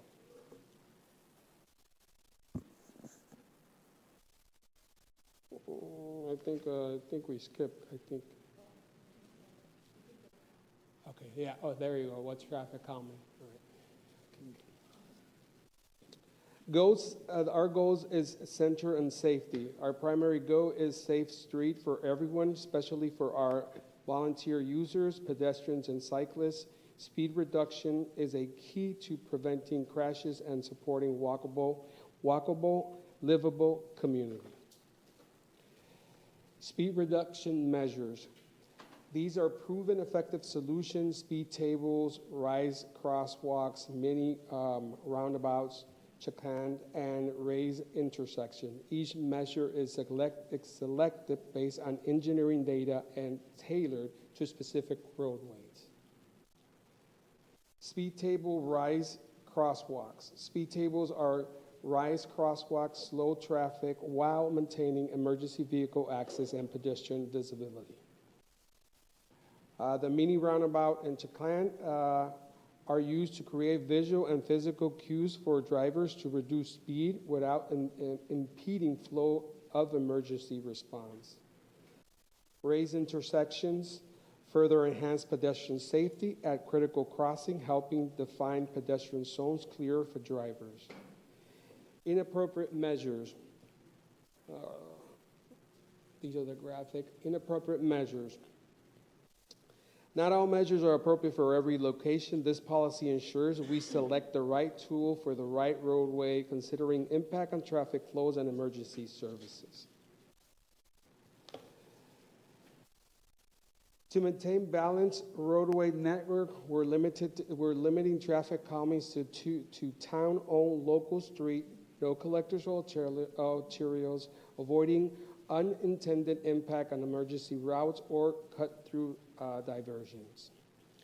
The very important process of this is the implementation. So the policy clearly structures that they could be town or resident initiative requests. Town requests are those that come from the board, the commissioners, or if we as a department identify any deficiencies and we recommend to the commissioners the implementation of this traffic calming measures. Afterwards, we do the data collection and the study phase, conceptual design with public input, town commission approval, obviously, to move forward. We construct and we post-evaluate the project after it has been constructed. For town initiative projects, we will prioritize through the Public Works or Commission request. The town covers the full cost subject to budget availability, so this is who will pay the type of projects. The type of projects that are initiated by the residents. For resident-initiated request, funds comes from the benefited party owners with options like MSBU, MSTU, grants, or private partnership. Residents must demonstrate a 75% support. So that is for those that are driven by the residents. As I said, we have a post-implementation safety evaluation. We will monitor the results 6 months after installation using new traffic data to confirm speed reduction efficiency and adjust it as needed. One of the elements that I did not mention and I forgot to mention is before we develop a permanent traffic control device alternative or solution, we will have a temporary one until we could develop the permanent one, and that will allow us to also monitor the pattern of the traffic within the selected area. Conditions for device removals. If significant unintended impact arises, such as emergency response delay, excess traffic volume, or safety concern, the town may remove the measure after appropriate review. As well as if citizens or residents request the removal of such device, it will need the approval of 75% of the beneficial parties, and it will come at the cost of the residents. This is the overall implementation process of the policy, which states that it will have a requester submit an application, traffic study, data collection, public hearing, which is the integration of the public, commission review, approval, the procurement process, the construction of the device. Overall, this policy ensures fairness, transparency, and community involvement while aligning with the Federal Highway and the Institute of Technical Engineering best practices. In closing, this is a thoughtful, well-balanced policy. It empowers residents to engage, give the town a straightforward process to improve safety and protect long-term mobility and livability. I respectfully request your support to adopt the policy tonight. Happy to answer any questions. Jamie, thank you for that presentation. I'm going to open the floor to questions from the dais, and I will start with Commissioner Linden. Thank you for the presentation. Welcome. I see some holes in here that concern me a little bit. One, we're putting the burden, if a resident requests it, on them. They're the ones that brought their attention of the speeding or whatever the case may be. And this is not our first run down this. So we're looking to get some money from them. Also, if it doesn't work out, we want 75% of the residents to pay for the removal. I think that's way, way off base myself. The other thing that this does not, the speed study does not count, are the number of young children on the street. I say that because there's a lot of our residential streets now, more than ever, that have children under, I don't know, call 12, 15, that are running out, darting out on the street. The speed studies, to the best of my knowledge, they're going to measure the day, the time, how many cars are speeding over the certain point and so forth. And that in itself is also very misleading, because when you look at those speed studies, the prime time where you may have 10 or 20 cars over differs than 8 or 9 o'clock at night. They look at it as a whole picture. And Park Avenue itself is a speedway to a degree, but yet in your slide, you said it only applied to 2 lanes? Yes. So that does not apply to Park Avenue? No. Park Avenue should be a special condition of what out of the rule, because even though it's not determined as a collector or ulterior, it does function as one. All right, I'd be curious as the number of citations that are written, especially on Park Avenue in the school zones, that drives me crazy, all right? So I'd like to see some modifications to this before I'd even remotely consider it. One would be the removal of all cost by the residents, done, period. And that would include installation and removal. I also like to see in this process, as I just mentioned, when you do the survey, which we've been through many of them, it excludes the number of children in that neighborhood. To me, that's a critical factor. They look at crashes, traffic jams, and so forth. We have to look at it a little different. Once again, we're a small little town. And I personally think Park Avenue needs to be involved in this for speed. And I'm sure you, like I, have driven up and down Park or walked down the street and seen some of these cars just flying up there. So I'm all in favor of traffic calming.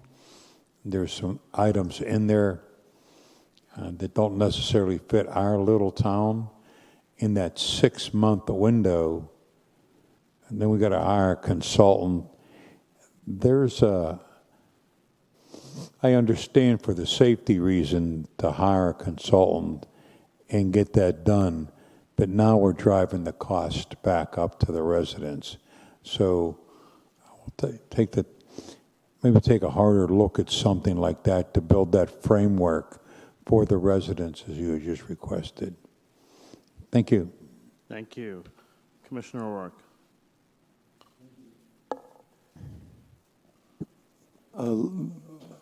Echoing Commissioner Linden, if you don't include traffic calming on Park Avenue, I'm not voting for this. So again, I'm going back in time here. We've been waiting for Park Avenue to be modified for years. There are still people wondering why it doesn't happen. Our kids cross the streets there. I see them every morning on their way to school. It's a roadway. I understand it's a through arterial, but the traffic calming things that you were talking about in here, simply by moving it down to 2 lanes throughout the entire area would slow the traffic down. That narrowing the lanes is an effective traffic calming tool. I'm kind of baffled. I was a little surprised that you said that you're not looking at... No, I didn't say I'm not looking at Park Avenue. Park Avenue as a road has a specific project, what is the road diet. So it excludes from this rule, right, because it functions as an arterial. But yes, there's a different project for it. Well, thank you for that clarification, because I was wondering why Park Avenue is not in there. That's a perfect explanation. So I guess we're still moving forward with that. That is correct. Okay. How do you go? Never mind? Is that how it goes? Yeah, it's fine. We can go with that. Sometimes you can say "my bad" also. Oh, I know. I have trouble with that one. Okay, thank you. You're welcome, Commissioner. Thank you, Commissioner O'Rourke. Commissioner Thomas.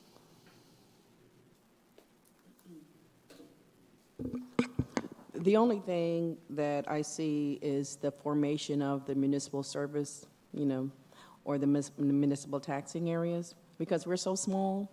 And I think we currently have that as it relates to our public safety for fire and, I think it's for fire and ambulance, I think it is. But that comes from like the county. And of course, we're there. So unless we do a a municipal, benefit for the entire town, it would be somewhat cost prohibitive to have it by street or by section because of just our mere size, Yeah. So I guess with this, I'm more in line of looking at a comprehensive study, especially for areas that have been identified, that we know have been issues of concern. One, second in Greenbrier, right? That's been, but every time I look at it, it's a realignment and it's an issue with what's in the medians, right? It's not so much, they speed because we don't have stops, and I understand that, right? And then there's the issue too with Palmetto, right?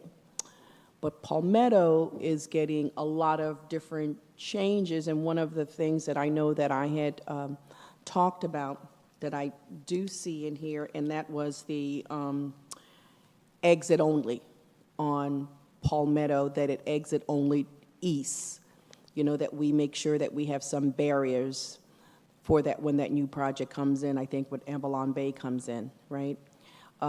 So that's I don't know how we're going to address that. I imagine either us having to reactivate maybe the flashing light there might be something, which in itself would create a traffic calming, maybe. And the other one is teak that has been, constantly brought up. But I keep saying too that if I know someone is watching me, am I going to do the crime? And the answer to that is no. We've had a number of different traffic studies on there, to find the speed. And if it's going to be counted, of course, they're going to be going, much slower. But I will also say, too, on that particular street, we have code violation issues, too, because we have a huge vehicle, not equipment, but I could say probably vehicle, right? Vehicles. Right, that's there, that's not supposed to, like to be there.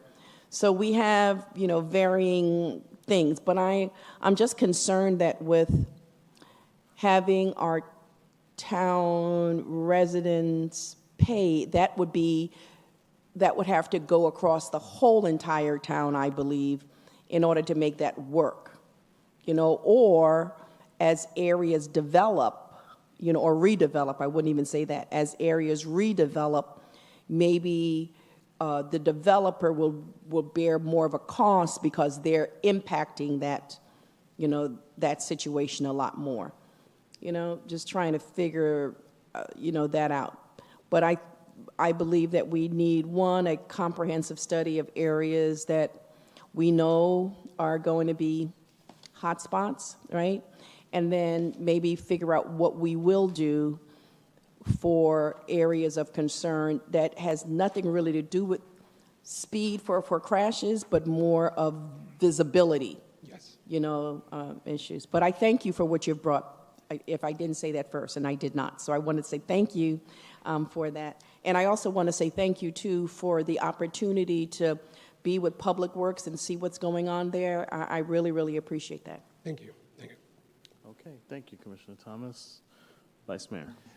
Jamie, thank you for the presentation. I think You're we welcome. asked for it last commission meeting, and you turn around what's good. I just want to just clarify two things for my knowledge. So this is for if a resident wants to submit something on their block, correct?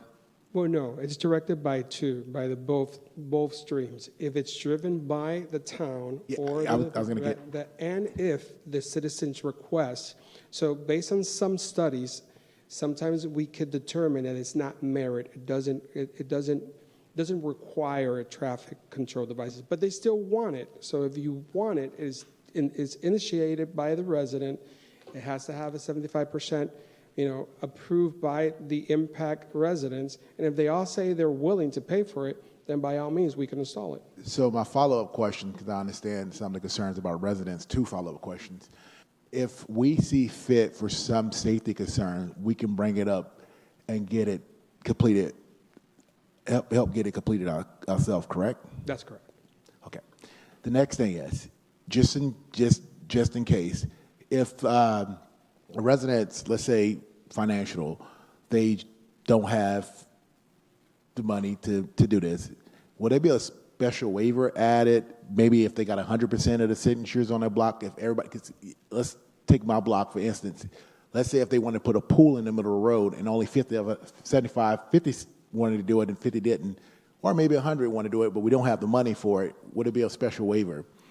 So the way I've worked with these type of requests in counties and other municipalities is that the approval comes from the board.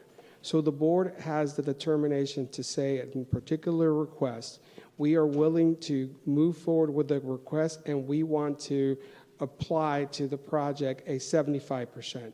We would just want the residents to put in a 25% or vice versa. It's all about what the direction the board wants. We just present the application, we give you the information, we give you the data, and we give you our recommendation. If it's valid or not valid, if it's merit or not, the direction is always given by the board. So my last question.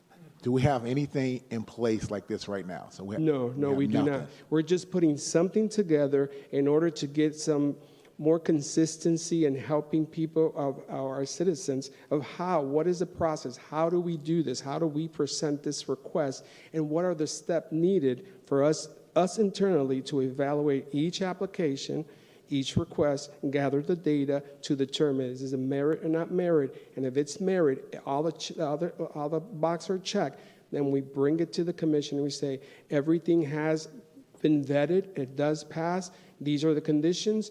The board as an entity, as a body, determines the further action of how it would be financed. Thank you for creating this system. You're welcome. Did you have something to add? Okay, go ahead. Commissioner Thomas. And then, of course, if the resident is responsible for, if it's initiated and it wasn't, and it's warranted, right? It's initiated by the resident, it's warranted. Does the town cover that? Okay, again, we will present all the facts. Okay. The determining party is always the board. The board as a body will tell us, okay, if it's merit, we want to pay 100% for the project and we want to move forward. Everything would be brought before us regardless. We'll just let the commission know if we have the funding available now, or we'll put it as an initiative for next year. Okay. Then, so the follow-up question would be, it's initiated by the resident pay, is part of the MSBU, they pay for it. Who maintains it? Does the MSBU maintain that traffic calming? That's correct. So it will come out of that funding? Yes. Okay, and so then that would have to be structured about how long that MSBU will be in place, how much it would be charged for the That's residents, correct. right? So we just presented alternative mechanism to fund the project. It could be like you mentioned earlier, an MSBU or MSTU, or it could be an assessment. This is a typical assessment, a non-ad valorem assessment. We determine the mechanism that we're going to use to finance it, always with the direction of the board. Okay. Now, I will say, as it looks right now, we have a number of roads in our community that definitely needs repairs. And if I was to prioritize that, it would be to repair them roads. And I know several of them. I'm concerned, town manager, can residents be reimbursed if the roads tear up their car or their vehicles or their foot, or you know what I'm saying? Because there's some bad roads out there.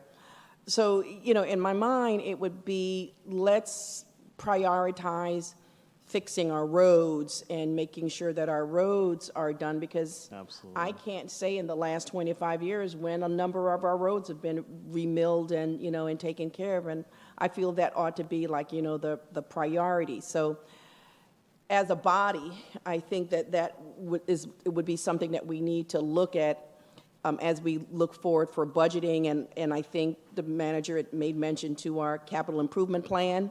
These are some of those issues that would need to be looked at, and I commend you for trying to come up with, with something. But I honestly believe the remilling of our local roads would be help, because at some point, we need to stop patching some of the roads, because it's not doing it it's not doing it any good. So, thank you. Thank you. I just have I know you guys have a question. I want to get one question out. I know, and thank you for saying some of the roads in question, because I was going to say that earlier, Commissioner Thomas, about Teague and Second. And I want to go into Second more. How does this work for a street like Second and say Fifth? Because Fifth is another street that's a bit concerning, especially when there's a drive-through traffic from municipality to municipality. And now this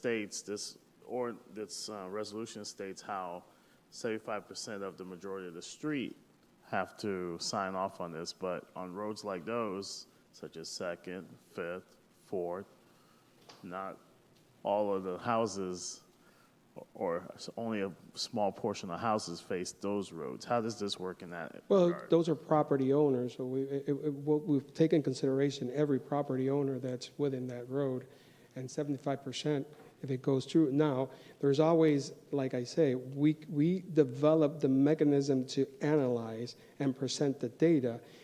The last determination, let's say hypothetically, we'll put a case that nothing merits. The ballots did not go through. The property owners don't want it. But the study defines that there is a need for it. Right. Then it's all upon the commission to give us the direction to say, no, we recognize that based on the merit and the conditions of the road, it does require traffic control devices. You give us the direction and we'll do so.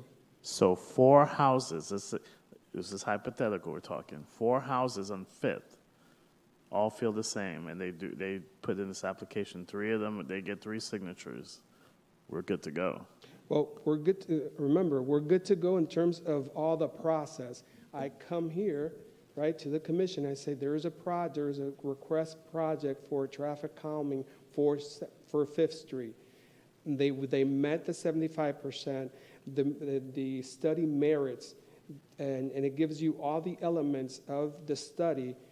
I always follow the direction of the body. If the body tells me, yes, move forward with the project, yes, identify funds so we can implement these traffic calming measures, then we move forward. If the board tells me at the time, no, we don't want to move forward, then we can't move forward. Okay. Because always the final determination is upon the commission as a body. Thank you, and thank you for reiterating that, so that way the public knows, those that are listening, watching, and streaming. Yes. So it all comes down to what happens here. So I do have a public comment card. Do we have more questions? I have one more. Okay. Commissioner Lind. For clarification purposes, Commissioner Thomas, you said coming out onto Palmetto, you want to exit only, right on the right here, right or left, coming out? You're talking about where Publix is, correct? I think she's referring to the I'm talking project. about, we have a new project that's coming up, but as part of that whole site plan review, I made comment to the fact that there were going to be 2 ingress, egress. One that was going to be on Palmetto, and then you had 2 that was going to be on North Lake. Okay? So my request was to have the southern exit be an egress only, so that when they come out of that, they would be going east to on Palmetto, as opposed to try to go west, then go on Crescent, then try to come over, which would then create an impact on Teak and all of those other roads. So the thought was to, if they're going to use the Palmetto exit, then it's exit only going east. So they would have to be forced to go to the light at Palmetto and US 1. That was a part of site plan review. That was part of that site plan. Yeah. You were there. Yeah. That went through? Yes, it did. As she explained it. Because of the traffic, because of the impact of traffic. Otherwise, they would be going down Redwood, Teague, Crescent. I know that because that's an area that I traverse a lot in the morning. And we have individuals, I can tell you, that's on Teak that abuse Palmetto. Oh, absolutely. And I'm telling you, right? So we got to be careful when we make, requests, because I've seen individuals that live on Teak where we're having concerns, and when they whip around the corner on Palmetto where it kind of juxtaposed with Flagler and comes around, it's a race course. So the idea was to try to minimize or mitigate that, because there's children that use that area in the morning, for buses. And now that's going to change a lot, because now there's actually going to be an opening, not where Publix is, where we currently use, but it's going to be further west where the pond is, okay? There's going to be an opening there. Okay. Okay, that's why. Thank you. You're welcome. Okay. Vice Mayor. Real quick, I just want to touch on what Mayor Mashad was talking about Second Street. This process, I think, will help out a lot with Second Street, because I remember first coming into commission, they will all try to do that whole signature thing of trying to get a stop sign there. So 75% get here, they're here at the table now. So I think that's a good thing, yeah. So. Absolutely. Okay. I have a public comment card from Pablo Perhax, please. And I know it's on this agenda item, so please. Yes, Pablo Perhax, a resident. I just want to let the commission know, and I will be back next week. This issue is not in a vacuum. Captain Thibodeau is here. The SO has conducted a traffic study with the speed sign. Mr. Morales has conducted it. There have been 4 weeks of data gathered on Palmetto in which the high speeds recorded have been 70 miles an hour over, I don't have the statistics with me, but I will be back. I think over 50% of the drivers on Palmetto recorded are going 45 miles an hour. So a policy's great, but we've got speeders on Palmetto, and I agree with Commissioner Thomas. I've seen cars come racing down from the west side through the town, and they just think that Palmetto is a raceway. So I just want to say this is not in a vacuum. Right now, on Palmetto, you have excessive speed, and it needs to be dealt with. The Sheriff's Department has been very cooperative, as has Mr. Morales, but it's a town problem, because the data's there and you're on notice that you've got a problem. But I thank you. I'll be back next week with a compilation of all the data. But these studies have been done on at least one street, and needs to be dealt with. Thank you. Thank you. Okay. I think we've exhausted all the questions here. Good presentation again, Jamie. Thank you for that. And thank you, my fellow commissioners, for your inputs and your questions. With that, I will entertain a motion. I move to approve Resolution 270625, adopting Lake Park Traffic Claim Administrative Policy for Local Roadways, which establish a transparent and collaborative framework for residents. Thank you. Do we have a second?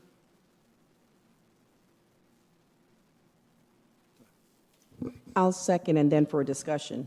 Okay. Go ahead. The only discussion I hear with town manager is how will we determine the either it's going to be a municipal taxing or a municipal service? How would we, make that determination? And I guess a study would have to be performed in order to incorporate that, because that's really the only other option that's available to the residents. If we're not going to, meaning the town themselves isn't going to pay it, then we're looking at an extra cost for this, because we will have to hire a consultant or someone in order to set up a municipal service area or municipal taxing for this. So I would say that it's somewhat premature for me because I don't know what that cost looks like. I don't know what, that's a whole study in itself to figure out where that area would be. What areas would constitute the municipal service area or taxing area. So that's my opinion on it. As for discussion, again, I would prefer for us to do a comprehensive plan with, that is a capital improvement driven plan regarding this. Okay, Commissioner O'Rourke? I understand your concerns, Commissioner, but this is an issue that hasn't really been addressed in this town. The public comment brought up a road that we know is a troubled road. I think what happens is we can decide how each project will be funded when it's brought by the director, the Public Works Director, through this process. I think the process is a good start. We can probably modify it as we go. Yeah. And I think it's something that we need to get going. So I would support it. Commissioner Linden? Thank you. I agree. We need to get this sooner than later. And the longer we spend time on a study, but I will have a lot of difficulty voting on this without taking the burden that should be on the town for safe streets to put it on the residents for them to pay. I have a big issue with that. And I also have yet to see the survey, or maybe a new one, but the old one that was supplied from us, I think it was from O'Rourke Engineering, Right. Had nothing to do with residents on the street. Right. And that really bothers me, especially up on Teak and a few of the other streets that are just wall-to-wall kids. I mean, you go down at 1 or 12 o'clock, 1 o'clock in the afternoon. So we need to make some, I would like to see some changes made to this before I would vote on it. Vice Mayor? Nothing? Comment? I'm sorry. Well, I was going to agree with all the comments that were made here, and not to mention one with the kids, not to mention also two, we've just recently passed an ordinance for golf carts, which we've become a golf cart community, which you're going to see a lot more families riding around. And if there's these problem areas, such as Teak, such as Palmetto, such as Fifth and Second, we need to kind of take a proactive action on it. And I like Commissioner Thomas's comment about a comprehensive study. Something like that can help mitigate that. Of course, we know Captain Thibodeau's got himself covered on the police presence, where more visibility will mean lesser daring for speeding. So I think all the comments were made good. I think this needs to come out. This needs to start. This acts as a baseline. And to Commissioner Linda's point, we can always bring it back for modifying and amending it. So I think this needs to come forward just as a starting baseline point of what we're trying to do. Commissioner O'Rourke? Just one last comment that I agree again with Commissioner Linden. I keep saying that a lot, John, This is I don't know, the world is turning somehow. Yeah. But I think putting this process in place and with the comments of the director that it will come to us, and that's where it should be. That's where the answer of how this is going to be funded should go. I'm not in favor of unless it's an extraordinarily different process. But I think there's some troubled areas that need to be addressed immediately, and I think we can do that at this point right now. So I would support it and ask everybody to. If there is funding that is paid by the residents, will that funding be put on a holding pattern until it's decided here where we go? Which way? We don't have any payments yet from citizens, so we're just building the structure. Just building the baseline. Yeah, it's for just right a now. basic structure, and after After everything's been analyzed and determined, then as we present it to the board, then the body will tell us, okay, will give us alternative. This is an alternative for financing it. We could do it 100% by the town, or we could do it with collaborative with the community or a grant or whatever. We'll present. So that the at same financing will come back to Yes, us well, at a later yes. date. So So- nothing, even though we approve this is just simply a format of what we're, a structure format. System. After that, we'll go forward with more of the particulars. There will be no decision taken, or project will not move forward without the full direction of the body, of the board, Okay. the commission. Vice Mayor, you got any last comment? Yeah, I was going to say, Commissioner O'Rourke, and Jamie just pretty much said, well, the funding, we will, as a body, decide if the resident will pay. And I don't think Jamie wanted to say that, but if there's funding, then they will take we can vote for the full funding. And so we will be the people decide if the project is needed and need to be safe. Like I'm hearing a lot about teak and palmetto. Well, I've been hearing a lot about that last March too. So if it needs to be done, then we can. All right, let's get it done. We need to get something done here to keep our streets safe. Okay. Sounds like a budget item to me, but. Yes, exactly. I've been raising my hand. You know, Go ahead. Thank Money you. in the budget. Well, we've already allocated funding through our mobility funding for the upcoming budget to be considered for some of the projects or roads that have already been considered. Within your mobility fee, you've already identified some of the roads. So that funding will be taken out of, or being requested for you to consider to approve in the 26th budget for some of the roads that we're talking about. Additionally, we're talking about utilizing some of our CRA dollars, or, and bringing that to you all for some of those areas in the CRA that need some help. So again, this is just a process for the residents where there's not a major need that the town would already have identified where improvements need to be made. So again, it's a process that gives the community an understanding that, there's a direction, there's a path to get to the point that they want to get to. That's all we're trying to do with this. But with regards to these hot spot areas, we already have it planned to bring forward to you in the upcoming budget a certain amount of money out of the mobility fee and out of CRA so that we can start addressing some of these areas. With regards to paving, I think it's absolutely the right comment with that. We're looking to, and if we can't do it this year, we'll start it in the year following, but we're looking to do an annual paving project so that we can continue to change or mill and resurface roads, if that's what we can do, depending on funding, on an annual basis, so that our community will have an understanding that our roads over a certain period of time will all be repaved. So these are the things that we're working through on our capital improvement plan, which is something new for us going forward that we'll propose to you all during our budget process. Many roundabouts. Keep that in mind. It also gives beauty to the town. Yeah. You don't know how to work. You don't know how to drive, even in a big one.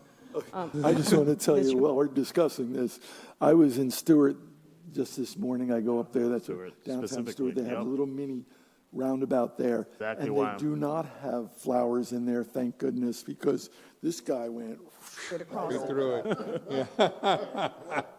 and so, But that's what I'm thinking of when you put a tree in there, it's going to be a car wrapped around it. That's unfortunately, but you're right. All of these traffic calming controls are important, and we have to consider them all. All right. And so- they would be on intersections. Okay. absolutely. There's only one thing, Mr. Morales, that I have a question on. The other day, you and I were talking about, I don't know, they call them like roller, they're raised, or I think they call them like D-cell. Yes. You know what I'm talking about? Like that D-cell. rumble strips or something like that, right? Are they typically only done on high capacity roads? Is that what it's normally like done? No, not necessarily, but they're not recommended for local roads because of the type of sound that they create. Yeah. Because then citizens will, we did some in Pasco, Yeah. and then we had to remove them because now that we're complaining because the excessive People were going, noise. right? Right. Yeah. If people It's a- complain about paddle, or what are the They're- yeah, the pickleball, pickleball. they'll be complaining about But then that. those people tend to like avoid it, right? I mean, do they tend to avoid those roads because of? Well, not necessarily. Okay, okay. Well, one thing that we have to understand that Yes. we could create as much traffic Different controls time measures, okay. But if It will be what we agree on. behaviors don't change, Yeah. our drivers don't change their pattern of how they drive on our Yes. roads. I mean, we could have the sheriff department out True. there all day. We could put as much as traffic controls devices, but if they don't want to change, they don't want to change. Captain's got it covered. True. Don't worry, right, Gotcha. Captain? Thank we you, can sir. call for the vote. Thank you, sir. All right. Thank you. All right, with that, we have a vote to Call finish. for the vote, yeah. So, all in favor? Aye. Nay. Okay, all in favor? Aye. Aye. Aye. Opposed? Nay. Okay. Resolution passes. All right, we have nothing under new business, so with that, town attorney comments. I have no comments. Town manager. Real quickly, the town of Lake Park, all of our offices will be closed for Juneteenth, which is tomorrow, Tuesday, June 19th. However, the marina will open as normal from 8 to 5. With regards to sanitation, there will be no service due to the holiday. And all regular services will continue or resume on Friday, June 20th. The library is continuing to be will be continued to be closed until Monday, July 7th. Special events, we have a very special red, white, and blue themed sunset celebration on Friday, June 27th from 6 to 9:30 p.m. in Kelsey Park. We will feature bands, food, arts, crafts, vendors, all of our great activities. But we'll also have a 25-minute fireworks display that will begin at 9 p.m. Of course, all admission is free, and parking is available and free for everyone as well. Folks can check out more information on our website. We've also received a proclamation request from Digital Vibes for the 14th Annual Kids Fest Jamathon, and we were hoping to put that on the second meeting in July. Commission meeting, and just wanted to make sure you guys were good with that. Yeah, That's all we had. Thank you. thank you. Commissioner comments, I'll start with Commissioner O'Rourke. I have nothing tonight. Okay, I've said enough today. all right, thank you. Commissioner Linden. Hey, thank you. A few things going on.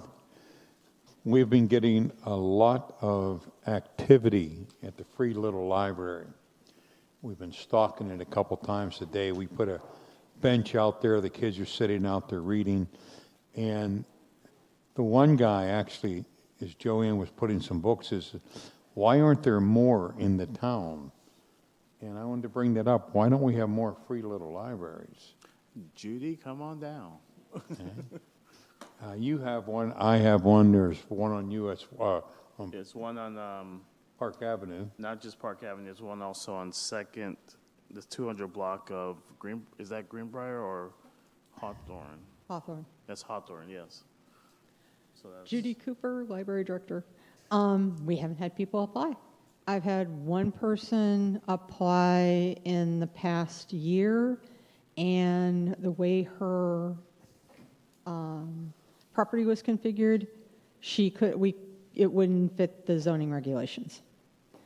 We've been meaning to try and attempt to get some in some of our public spaces, but that's also been kind of delayed due to the park. Like, we wanted to put out in Burt Bostrom, but we're waiting for Burt Bostrom to be finished. We're also trying to decide where else we want to put one. But we still have at least 5, I think, that are I stored at thought we Public started Works. out with 10 or 12, but okay, yeah. 10. We started out with 10. And I think we still have 5 left. You may want to consider Ilex Park because that's pretty much. Oh, yeah. That's pretty much good to go as far as projects is concerned. We also have to find stewards for them. No, understood. Understood.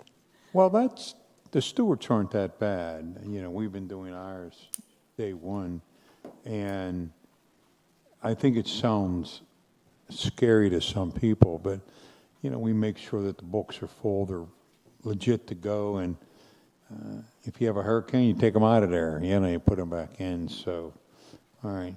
I'm wondering if we shouldn't do some type of a small advertising campaign to see if a lot of the residents have no clue what they are, even though we posted it on Facebook yesterday.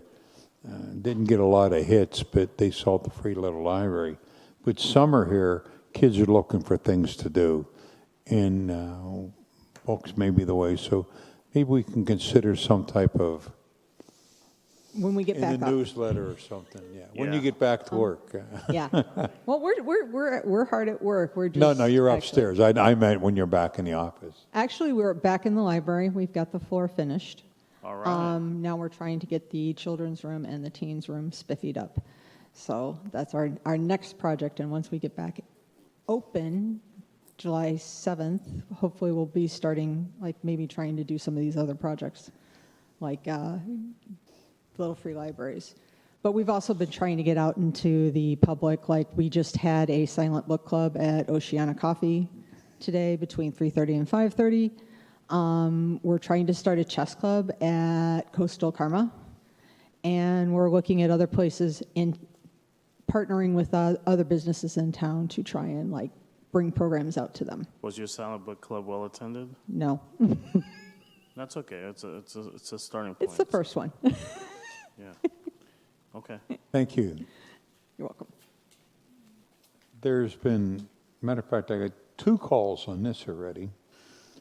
There's somebody going around the neighborhoods leaving flyers and books in plastic sleeves, and some of them are taking them and throwing them on the driveways, and we're starting to accumulate these little plastic newspaper-style sleeves.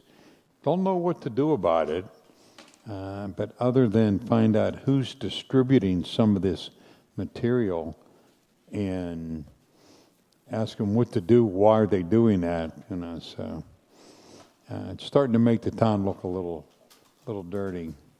If I can comment on that. Oh, you're out every morning, do you see that at all? I know a little bit something about this because somebody was doing this. They were putting out not very nice stuff in these things, and it was, and they were brought to court on it, and a court case was held, and it was found that as long as it was in, and that's why they're in these plastic things. Because if they put them in plastic, it's considered free speech. Huh. Well, I guess not a lot we can do about that then at this point. You can pick them up and throw them away. You can do that. Well, yeah. They just look annoying, that's all. I know. I agree with you. But thank you for that. Good stuff. All right. I would like to make a proposal that we rethink our monthly newsletter. The content in there compared to other municipalities leans very heavily for the town and employees and commissioners versus what the residents are looking for. So take a hard look at the newsletter, and it's the what's in it for me type of thing. I would like to see our newsletter designed a little differently. I'm not sure of what the distribution is on it, but if we can make it a little bit more appealing and give the residents some say in there, I think it'll help. And Are they saying there's not enough substance, maybe? they're saying it's the wrong substance. Okay. They don't care about League of Cities. All right? To them, what is the League of Cities? They care more about what's going on at Kelsey Park, all right? Things that don't pertain to their daily lives don't show them a lot of interest. It's of interest to us because that's our, our ball field, if you would.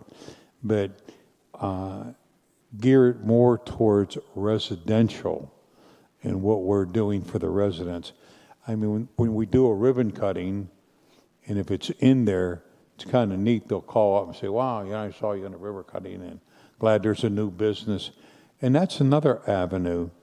Do we highlight a business a month in there or something? Do we think about doing that?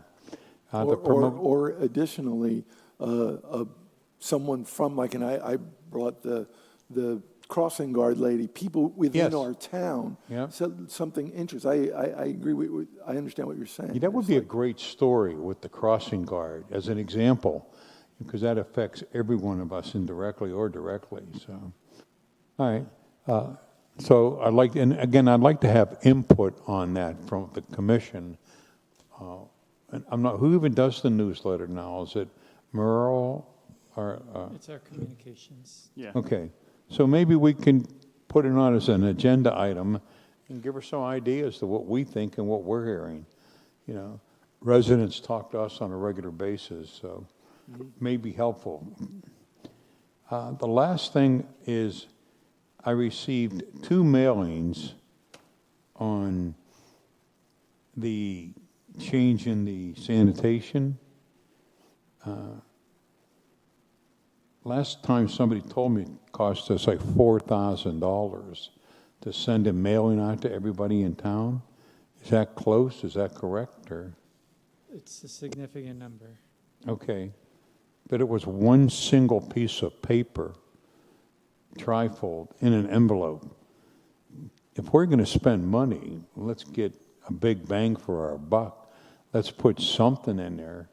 If nothing else, maybe one page of the newsletter with the QR code to get them to try to sign up. We got a lot going on in this town that people don't know about, and we got to get that word out, and that'll be another thing. We also have 2 calendars.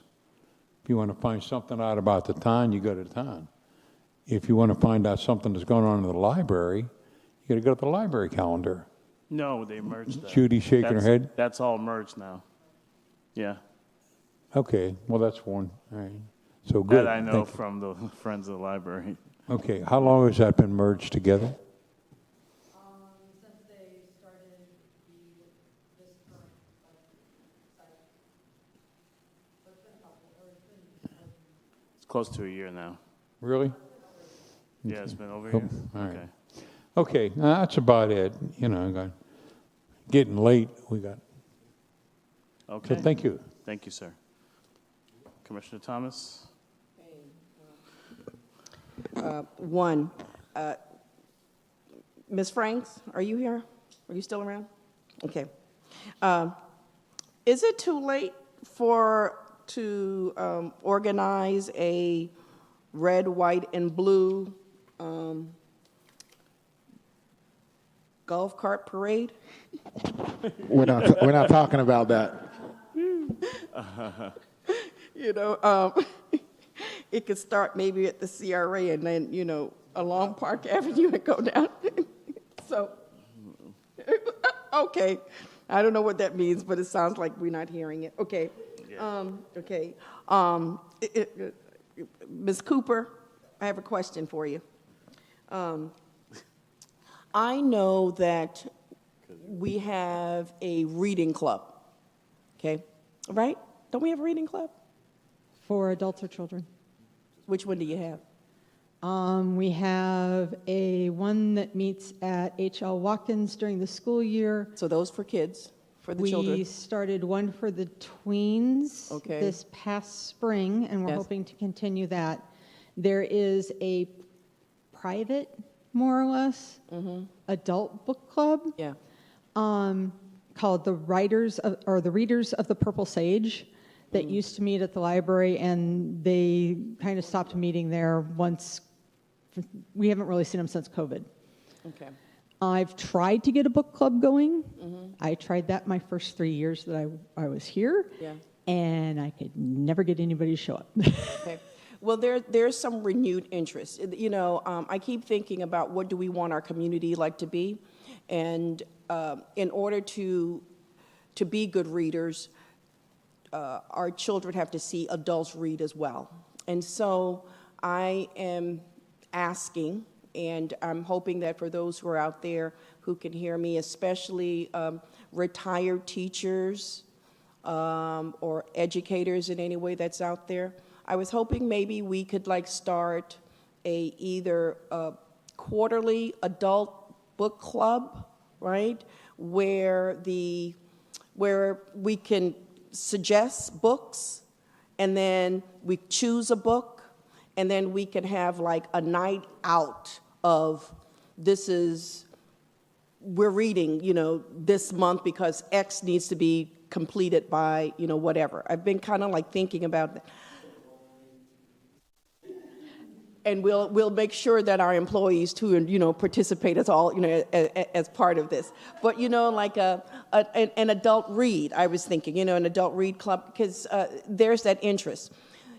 If our adults, you know, if children see us read, they'll read, and they can get off of this. You know, summer's a great time, I thought, for this. I'm not saying this now, but I'm willing like to help as much as possible with either it's with the Friends of the Library, but I would like for it to be more of a town-initiated thing as opposed to a private entity. As many of you have known, you know, over the years, I've done like, you know, the book giveaway. We no longer have those fundings anymore, like to be able to do that. But I thought, wouldn't it be great to have an adult book club, you know, and move on? And I do have people that are willing to do that. So just wanted to let you know that. Okay, because I want names. Okay. We just had this discussion Okay. at our very last meeting last Saturday. Okay. It's funny that you're bringing this And I up. was not there, so I, you know, but I'm just. Oh, you'll be at the next meeting. But, you know, I do, but so I want you to know, maybe the time has now come that we could, you know, do it. We're looking at starting a Real Read initiative, Yeah. starting in about October. Yeah. This year, they're doing Read for the Record for 20 weeks because it's the 20-year anniversary. Yeah. So it's going to start in October, it's going to end in February. Yeah. So we're going to need to put a lot of more, or do more than just read the one Read for the Record book. Right, exactly. And we're going to try and get more adult reading and more Yeah. juvenile reading. We're going to try and do, you know, something with gardening as well because it's based on gardening. And, you know, and I thought about things that we can do. You know, we can have programs of like today is Read in the Park or something, you know, where you get adults out and we're going to try to like read. I mean, I'm very creative with those ideas. But anyway, I just wanted to ask you about that. We started the Silent Book Club. That was part of it.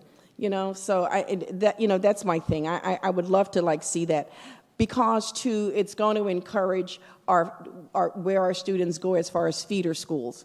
We need to get the reading levels up here at our elementary school, and our elementary school, I think in the past was a grade A. I think it's down to a C, right? And our feeder school is even worse. So I'd like, and I'm really, really pleading to all educators out there, retired educators that's out there, if you can please get in contact with our librarian about giving us ideas of how we can do this.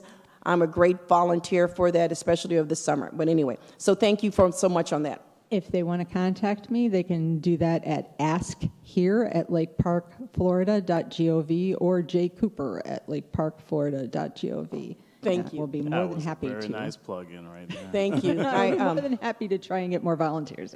I appreciate that. Thank you very much. Okay, the next thing that I have is the mobility fee collection. I do know that there's a deadline of October 1st for us. I've spoken to staff. I've also spoken to our town manager on that too, about the deadline for us making sure that we have an ordinance in place in order to collect for our mobility fees here. I know we were waiting for the interlocal to come back from the county, staff. I just don't want us to miss out on any fundings for development. The next thing is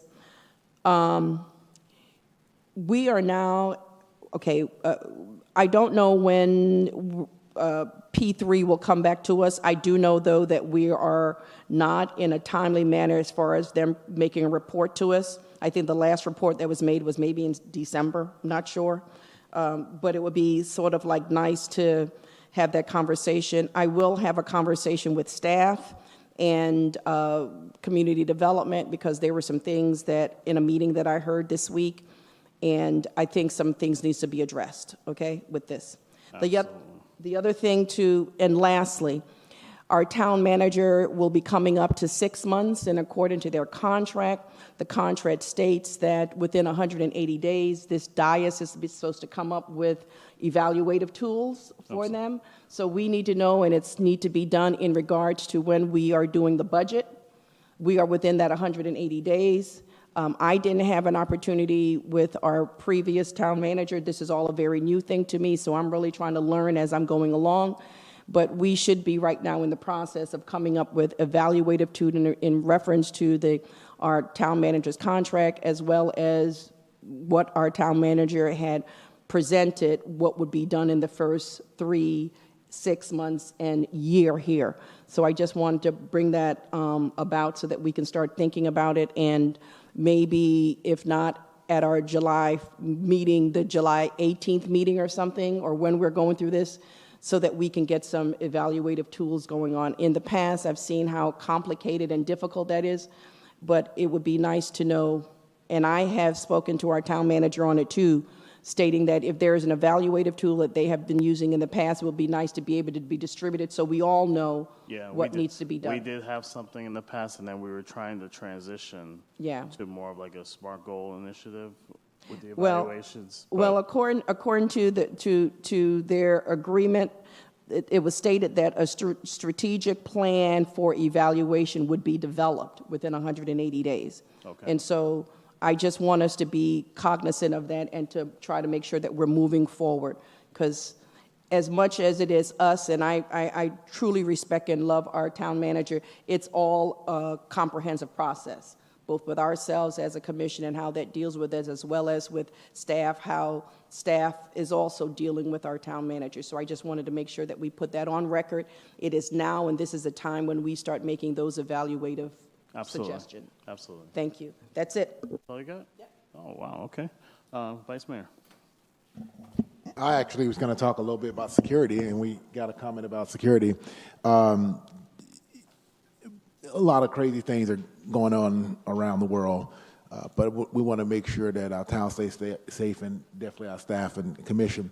I do have I'm not too much worried about outside of the chambers, but I do have, probably we can come up with some kind of policy in here, one starting probably the door there being closed and locked at a certain time or so, or finding I know we have to go to the restroom that way, but it's something that we probably need to discuss. Every time that door open, it kind of takes our attention a little bit, but also, I know there was discussion in the past about rerouting the public, whoever comes in for the meetings, and rather than go through the side door, come in through the back door exclusively for them. Yeah. Even with the meeting starting, we can close that door, and that way. You have a bathroom problem. Yeah, that's what I was thinking about.